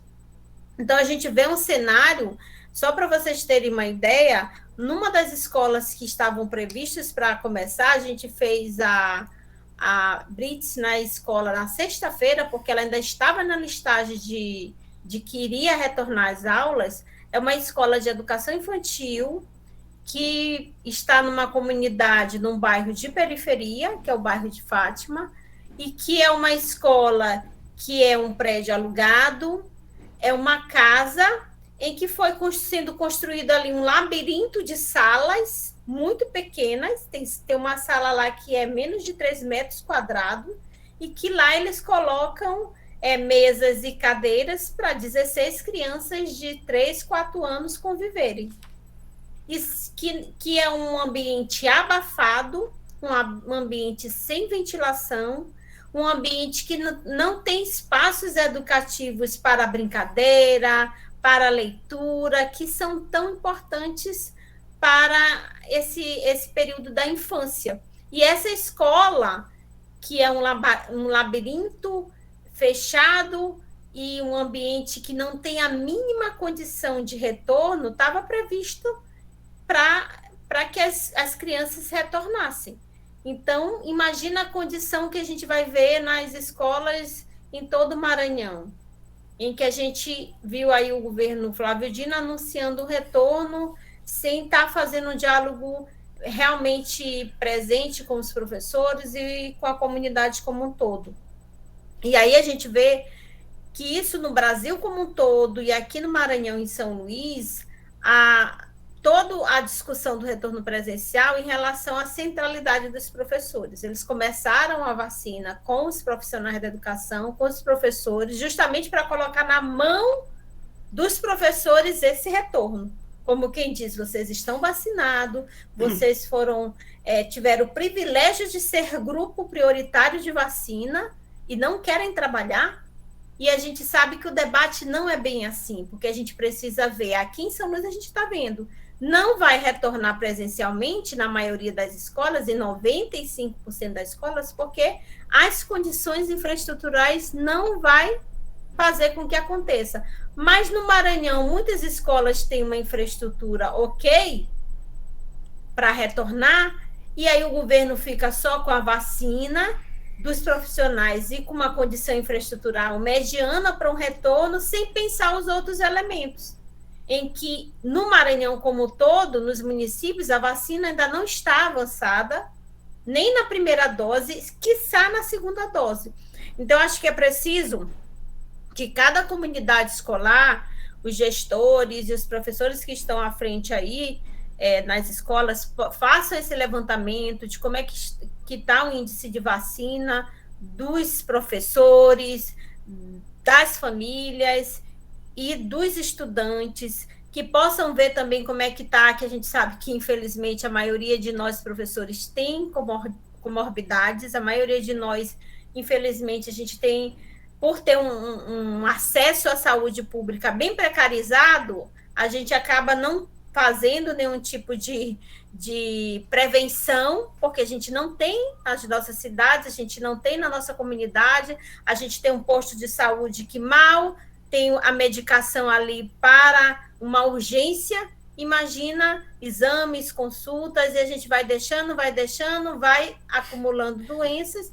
A maioria de nós, professores, a gente tem 1, 2 comorbidades, infelizmente. Então, é preciso também ter esse levantamento. É muito importante que a gente faça assembleias locais com as nossas famílias, a gente colocando o cenário, colocando a preocupação que ainda precisa ter nessa pandemia, de que é um risco que a gente aumente, sim, a proliferação, e as pessoas que ainda não estão vacinadas possam ter a Covid, possam ser cometidas de óbito, infelizmente. Então, é preciso que a gente tenha essas assembleias nas nossas comunidades, que a gente possa dialogar com as famílias, porque, inclusive, as famílias é que precisam dizer se querem ou não retornar, se acham ou não seguro o retorno, porque não é o Estado, não é a Secretaria que tem que obrigar as famílias a retornar. Agora, claro que a gente tem toda uma preocupação em perder os estudantes, em como é que a gente vai dar acesso ao ensino, se não é presencial, como vai ser se remotamente? Internet precária, vai ser através de atividades impressas? Então, a gente tem aí um cenário que, infelizmente, tanto o governo federal como as secretarias não assumiram, de poder dizer, olha, 2020, 2021, a gente tem um contexto em que a gente vai ter acesso aos estudantes precarizado e que a gente vai se organizar enquanto Estado para, após pandemia, ter todo um planejamento pedagógico local para dar conta desses anos que a gente teve de precarização de acesso ao ensino na pandemia. E aí, quando a gente pensa no retorno presencial, que o Estado coloca, o município aqui de São Luís coloca, que eles falam de ensino híbrido, a gente precisa ter muito cuidado, porque eles falam em ensino híbrido e eles vão dizer, são grupos de estudantes, grupos alternados, e os estudantes que vão ficar em casa vão ter as atividades remotas. E muitos, aqui em São Luís, por exemplo, como o nosso ensino é, infelizmente, ensino WhatsApp, eles implantaram a plataforma Google Sala de Aula, mas pelo fato dos estudantes a internet não ser boa e não ter o celular, todos, então vai ser difícil ter acesso ao Google Sala de Aula e as aulas por Meet. Então, o grupo de WhatsApp, mesmo sendo ruim, é um acesso limitado ali que o estudante tem. O que é que o município de São Luís diz? As escolas que vão retornar presencialmente, os professores vão continuar trabalhando remotamente com a tecnologia. E a gente tem que ter muito cuidado para compreender que a gente não pode sobrecarregar mais ainda os professores. porque eles têm que fazer o trabalho remoto no local de trabalho, nos dias que eles estão na escola com os estudantes. Se não tem internet, não tem acesso, então o Estado vai precisar pensar uma outra forma dessa atividade remota com os estudantes que não vão estar na escola. Porque senão o Estado vai querer que o professor de sua residência, quando tiver uma internet um pouco melhor, possa estar fazendo a interação com os estudantes que estão em casa, num terço hora atividade que o professor tem para fazer outras atividades de planejamento, correção, formação e outras coisas. Então, a gente tem que ter muito cuidado com esse híbrido, porque vai ser mais sobrecarga de trabalho para o professor, porque a gente não vê as secretarias discutir de forma com plano pedagógico de como realmente vai funcionar o ensino híbrido. Eles jogam na frente os planos e projetos de trabalho que tem para a educação e depois diz, gestores, professores, se virem dar conta do ensino híbrido, se virem dar conta do ensino presencial, se virem pensar como é que os estudantes vão conviver em dormitórios coletivos. A gente está dizendo que tem que voltar, que não tem mais jeito, mas a gente não está dando como é que vão ser as propostas de trabalho. Então, esse é um grande problema. Então, é preciso que a gente faça esse debate intenso com os professores, para que a gente não tenha sobrecarga de trabalho. E aí, só para encerrar, a gente precisa articular os movimentos, como eu falei. Antes, a gente tinha os fóruns municipais, os fóruns estaduais de educação, mas reunindo movimentos, reunindo os sindicatos e organizações. Hoje, vocês sabem que o Estado se utiliza das nossas bandeiras, tem os seus fóruns institucionais, tem o Fórum Municipal de Educação, tem o Fórum Estadual de Educação, mas os representantes que estão lá são os representantes do Estado. Então, que bom que a gente tem o Fórum de Educação do Campo com as organizações discutindo o projeto para a educação do campo. Porque o que a gente vê infelizmente, o Estado organizando fóruns municipais e estaduais de educação como uma exigência dos planos nacionais, estaduais e municipais de educação, mas são fóruns em que as organizações não estão lá, não estão debatendo, não estão presentes. Então, quem elege as representações para esses fóruns são o próprio Estado discutindo as ações do próprio Estado. Então, isso é um esvaziamento muito grande. E aí, finalizando mesmo, uma das preocupações que a gente vê também, que é muito grande, e aqui em São Luís, acho que em todo o Maranhão está acontecendo, é que existe toda uma política de fechamento das escolas no ensino noturno. Imagina nas escolas do campo. Então, deve ter mais ainda o fechamento do turno noturno. Aqui em São Luís, a cada ano, uma escola fecha o ensino noturno e coloca que os estudantes têm que estudar numa escola um pouco mais distante do seu bairro. E nós estamos num estado, num município com muita violência. As mulheres, a maioria, são as que vão estudar à noite, porque a maioria são domésticas, são trabalhadoras do comércio, são trabalhadoras informais durante o dia e querem estudar à noite.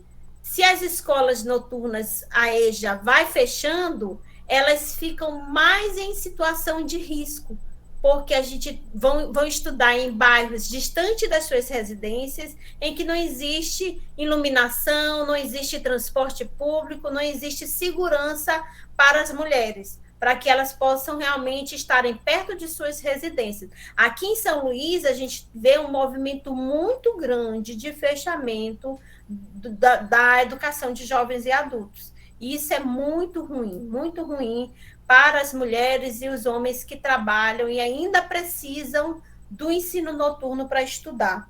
E aí o governo Bolsonaro, gente, vem com toda uma política de desmonte, de destruição daquilo que é um projeto de escola, e aí está incluído a escola do campo, as escolas quilombolas, as escolas nas terras indígenas, que é justamente destruir um projeto educacional dos saberes da terra.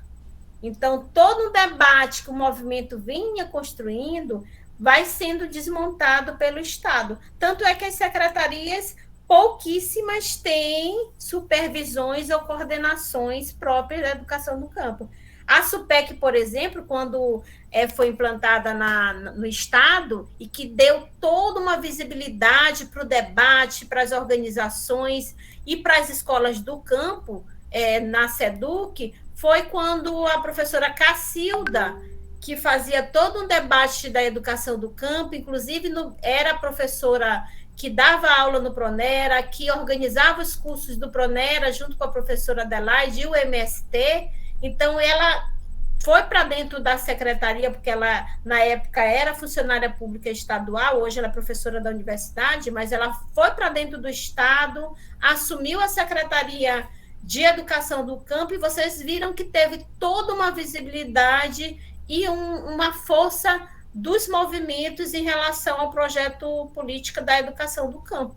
E hoje existe um total esvaziamento. E aí, quando tem esse total esvaziamento, e diante de um governo Bolsonaro que vai fazer isso, porque ele já veio destruindo e destituindo todos os direitos em relação à questão da educação do campo, das terras indígenas e dos direitos em relação aos povos das terras quilombolas, então ele não defende, somos nós, movimentos, organizações e sindicatos que ainda temos essa defesa, que a gente precisa estar colocando essas bandeiras novamente. E eu digo os sindicatos porque a gente sabe, infelizmente, que tem sindicatos que se esvaziam dessa defesa. E aí a gente está aqui, o Sindeducação é um sindicato que representa lá os professores da rede pública do município de São Luís, mas a gente está aqui para dar todo o apoio, não somente no debate, mas a qualquer coisa que o MST e todos os movimentos que lutam pela defesa de uma educação pública, a gente possa estar junto aí construindo esses elementos que são tão essenciais, e diante de um contexto tanto da pandemia como de um governo de Bolsonaro tão difícil para nós trabalhadores e para os movimentos que estão aí tentando construir toda uma bandeira de luta que a gente duramente, durante décadas, veio aí trazendo nas ruas, nos nossos fóruns, nas nossas organizações. Então, eu estou aqui, eu coloco o sindicato à disposição do MST, à disposição da luta pela educação do campo, e vamos tentar ver se lá em São Luís a gente tenta construir esse debate lá com a equipe técnica da CEMED, que constrói lá o acompanhamento do núcleo rural, que é assim que a gente é denominado lá em São Luís. Desculpe aí pela demora nas falas, gente.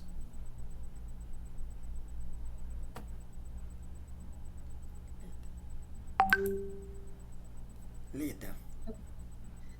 Então, professora, nós, enquanto movimento, nós ficamos muito contentes, assim, de lhe ouvir, né? Trouxe muitas reflexões, muitas questões que também nos ajuda, né, a refletir mais sobre nossas tarefas, né? E também trouxe uma fala de esperançar, que em tempo sombrio, como você muito fala, essa questão do governo Bolsonaro, tem hora que a gente acha assim que tudo a gente está perdendo tudo e que nós não temos com quem contar, né? Mas dizer que nós estamos firmes enquanto movimento, vamos continuar nas trincheiras, né? E aquilo que a Deusinha traz é importantíssimo. As pessoas que estão nessa inserção das secretarias, das CEMED nas escolas, têm uma tarefa fundamental, militante mesmo, né?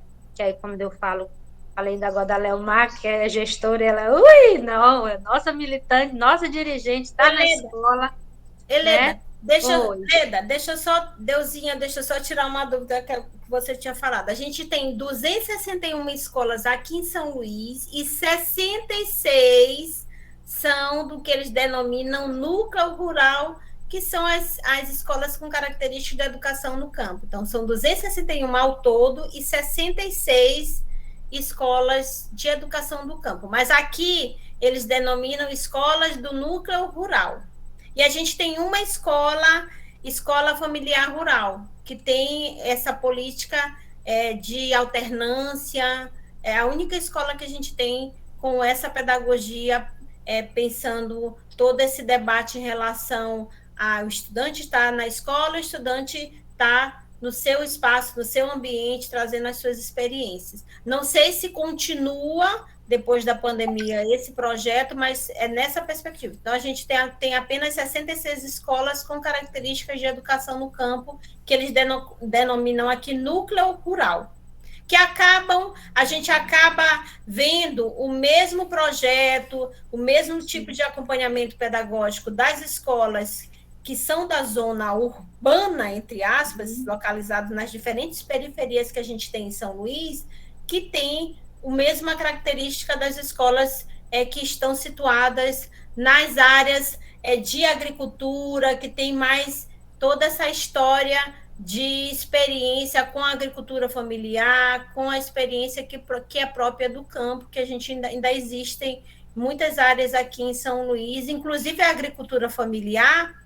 Muitos produtos da agricultura familiar, quando a gente tinha a alimentação escolar nas escolas, todos os dias, a gente via sendo consumido os produtos produzidos por essas comunidades, que esses alunos estão inseridos nessas escolas, e que a gente não vê esse debate, de fato, acontecendo no currículo dessas escolas.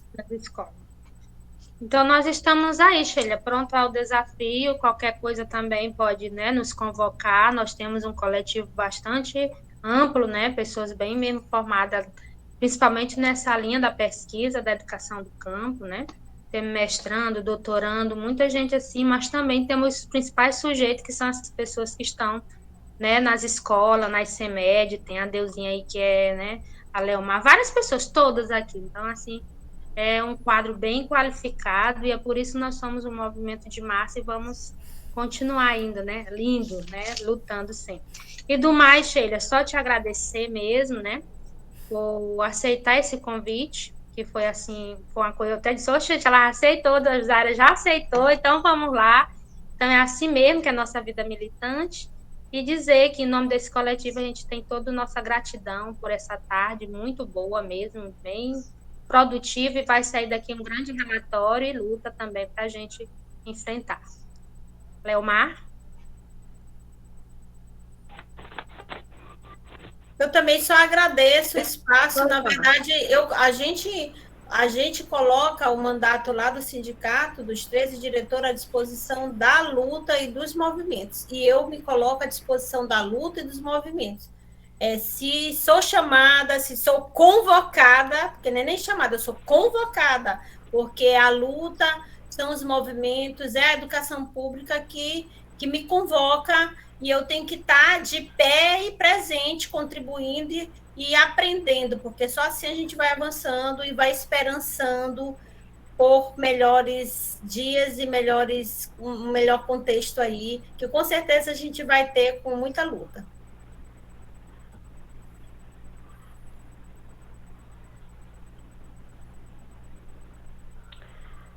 Que poesia daria conta de que poesia se faz necessário para revirar a escola, acolorindo com questionamentos de infância, irrelevância da juventude e as incertezas de toda uma vida. Que disputas ocupam o universo escolar?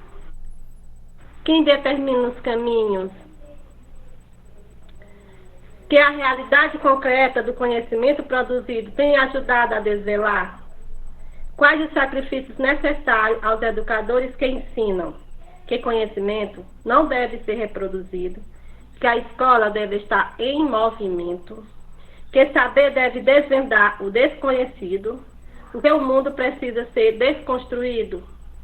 Desejo uma poética escolar feita de povo, consciência e multidão, capaz de inquietar a escola e provocar mudanças na educação.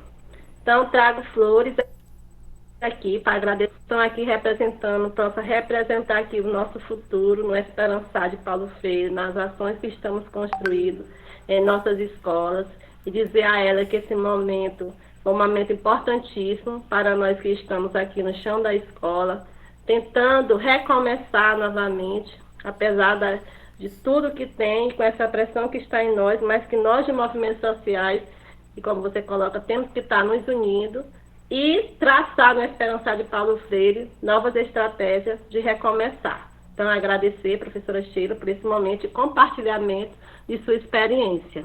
Nós do setor de educação, né, Leda, agradecemos por você ter topado em estar com nós, fazendo essa análise de conjuntura, como você mesmo coloca. Às vezes é importante sair do aqui, né, do mundo que estamos vivendo, nossas angústias também, para olhar mais amplo, para ter um olhar mais coletivo e assim poder traçar novas estratégias.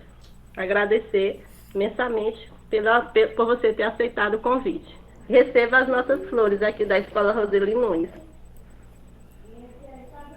Pandemia, elas chegam lá, né, Leomar? Pós-pandemia, elas flores chegam lá onde chegam. Vamos abrir as câmaras e dar uma palavra de ordem bem bonita. Educação do campo! Direito nosso, dever do Direito. Estado. Direito nosso, dever do Estado. Educação do campo! Direito nosso, Direito dever do nosso. Estado. Direito nosso, dever do Estado. Educação do campo! Direito nosso, dever do Direito. Direito nosso, dever do Estado. Fora Bolsonaro! Fora Bolsonaro! Fora Bolsonaro! Fora! Obrigada, professora. E agora a gente vai ter só 5 minutinhos com esse coletivo para me dar uns informes, tá bom, gente? Beijão, Tá bom. gente. Estou à disposição. Tchau, Tchau, tchau. professora. Obrigada. Tchau. Não, gente. Rapidamente, só por conta da gente não terminar tão tarde. Que bom que é quase no horário.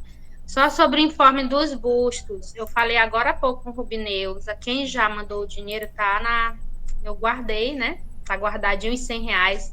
Mas tem muita gente que ainda não pagou. Só que aí eu falei, Rubineuza, para mim fazer uma cobrança, precisa mandar o valor dos fretes. E ela falou que ainda essa semana ela vai mandar dos fretes. Só que o que é frete? É o frete e mais uma embalagem. E aí tudo eles cobram. Então, eles vão mandar esse valor para mim e eu mando lá no grupo para vocês, tá bom? Só que os bustos vão chegar no final de agosto. Teve um problema de acidente com o rapaz que estava confeccionando. Conseguiram entregar somente Paraná e outro estado, que eu não lembro agora o nome. Mas vai deixando assim, atentos vocês, preparando as místicas, que vão chegar os